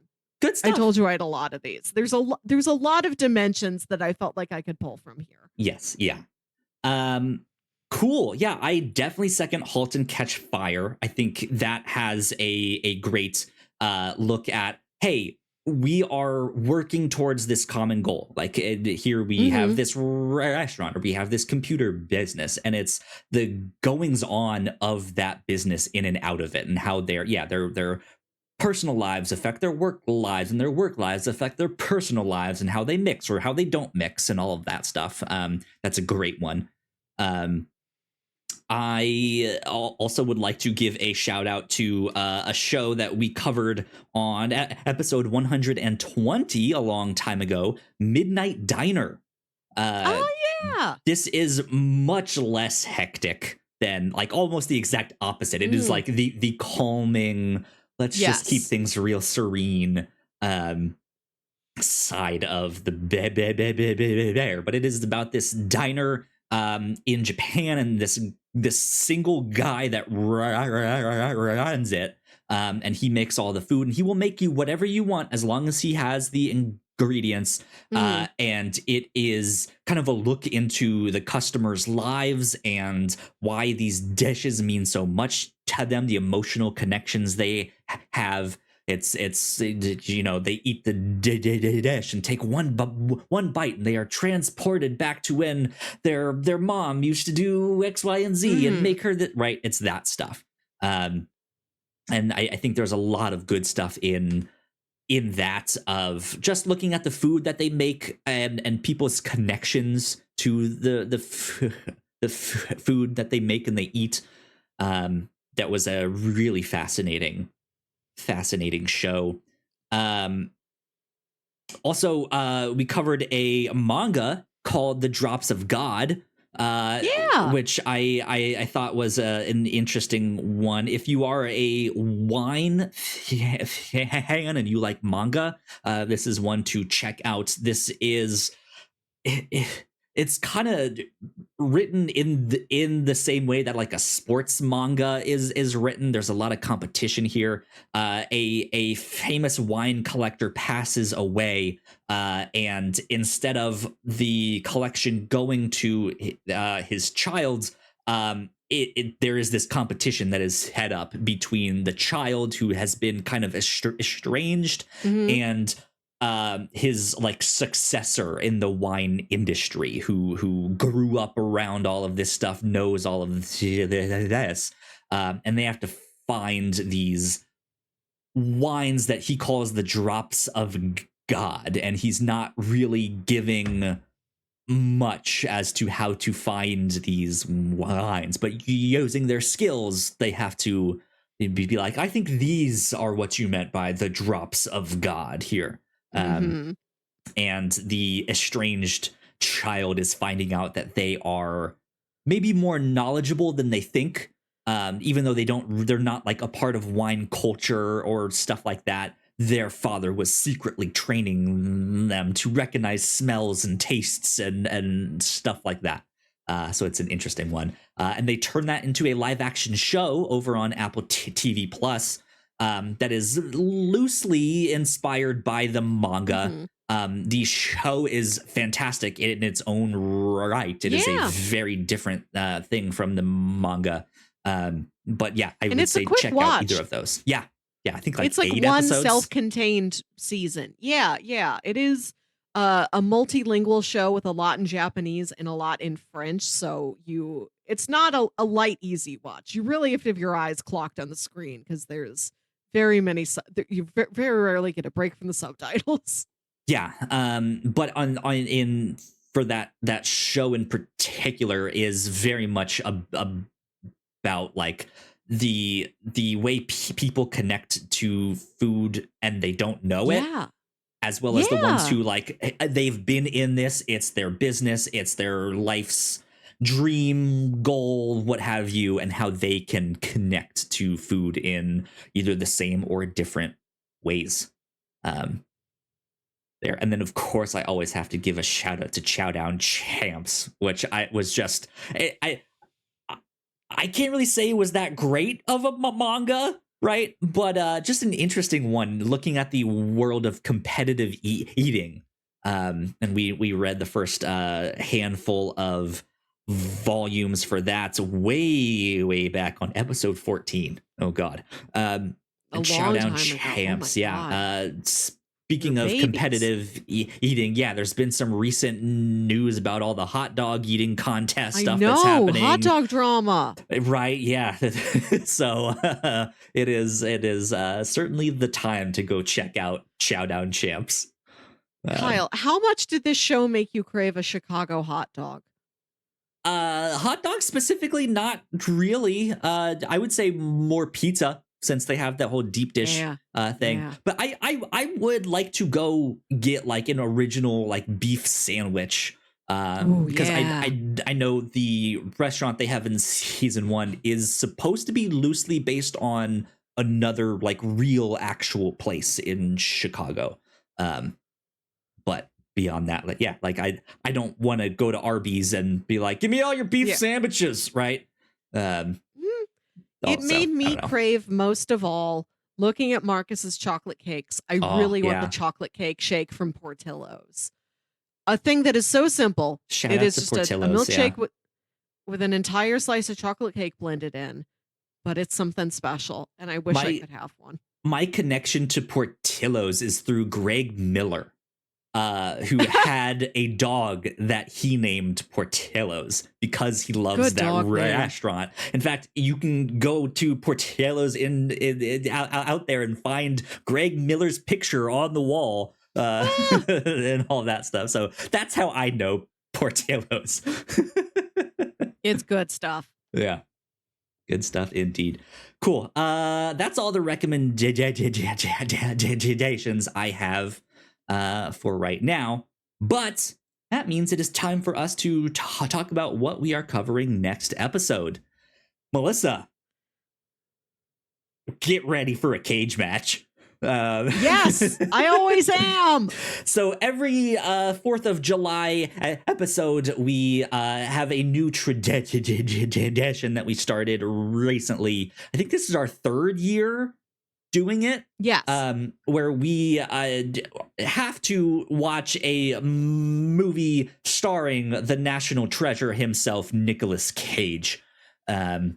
Every year, or as close as we can get it to the 4th of July. Correct. Yeah. So we will be recording this episode before, like, on the 30th, I believe, of the month here.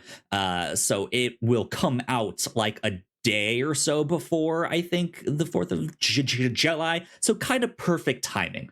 But I know I've mentioned it on an episode of the Captain's Log. I have a specific memory of me when I was young on an airplane, looking between the seats, watching some Nicolas Cage movie.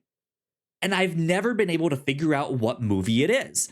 I've looked. I maybe haven't looked that hard in the but I've looked to be like, is it this? Is it that? No, I don't know.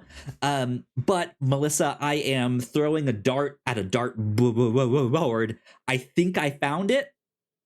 And so we are watching the one that I think it is, just to kind of, hopefully this jogs my memory. Cool. Investigative journalism. Right. Yeah. The hard-hitting Nicolas Cage questions you all have been waiting for. What Nicolas Cage movie is that? You ask. This is The Family Man from the year 2000. This is a Christmas movie, so it is also Christmas in July for us here. It is kind of a spoof on the It's a Wonderful Life kind of story. Nicolas Cage plays this Wall Street man who has a wildly successful career, but then one day wakes up and he is next to his old college sweetheart who he kind of broke up with and abandoned to pursue his career. And now he's like 13 years married to her, has kids, like this was the love of his life, all of this stuff. And so he has to basically decide, does he want to go and have his successful career and abandon all of this, or does he want to live the life with his college sweetheart and these new kids that he now has, the perfect life, if you will. It's very funny that this is the movie you've picked, because the only thing I know about this movie is that there's a scene where Téa Leoni is teasing him, and she says, "Do you want this cake?" And he says, "I want it." With like way too much intensity. So very funny that we were just talking about cake. Yeah, I don't I've never watched this movie on my own. I don't know anything about this movie. The internet tells me it's a comedy romance. It looks like a young Don Cheadle is in this. I am excited for that. I don't think we've ever gotten to talk about Don Cheadle before. Yeah, it's directed by Brett Ratner, who did the Rush Hour films series, X-Men, The Last Stand, stuff like that. Not a great guy, but I weird that he directed Rush this. Hour is fantastic. No, I Hour. believe there are like very unfortunate stories about him. Oh, I don't. I don't know. I understand and I respect your goal to. I have a vague memory of a movie. I have to understand what that vague memory was. Sure. Yeah. Yeah. I think that's an interesting idea to come to an episode with. Yeah. Does this solve my question? Does this solve my quest, my life's quest? There's one or two other movies it could kind of potentially be. I looked at movies between like 1997 and like 2015 or no, and 2005, because that's about when I would have I would have been too old in high school. It happened before I was in high school. So 2014, 2015 would have been around that time. And then I would have been too young from like 1995 and back. So it was somewhere in that time period, one of his movies there. So I think it might be The Family Man. So we shall see. But yeah, this you guys will have to rent this one. You can rent it on Amazon Prime or Apple or who knows what. Unfortunately, it's not streaming. Yeah. Who knows? Might be on. What's the Canopy? That's the one that the library. It might be on that. Who knows? I don't know. But yeah, cool. That's the one we are going to watch. Nicolas Cage in The Family Man. So Christmas in July is what it will be. Cool. Well, that about wraps us up for this episode of the Whatnauts review show. Thank you all for checking it out. Hope you enjoyed it. Melissa, where can people get in contact with you? You can contact me the old-fashioned way by just sending an email. Everybody's got different social medias, or maybe none at all, but everyone has an email. You can email me at yourhostmelissa@gmail.com. There you go. And you guys can find me at YoKyleSpringer. And if you would like to stay up to date with all of the stuff that we do here at The Whatnauts, we are at The Whatnauts Official on Threads. Go like, share, subscribe. You guys know the deal with all of that good stuff. If you're watching this on YouTube, we got plenty more videos for you to check out right over there on that side of the screen. That would help us out a lot if you go watch some more of those. But yeah, this has been number 295 of the Whatnauts review show. We will see you all next time. Bye. Bye.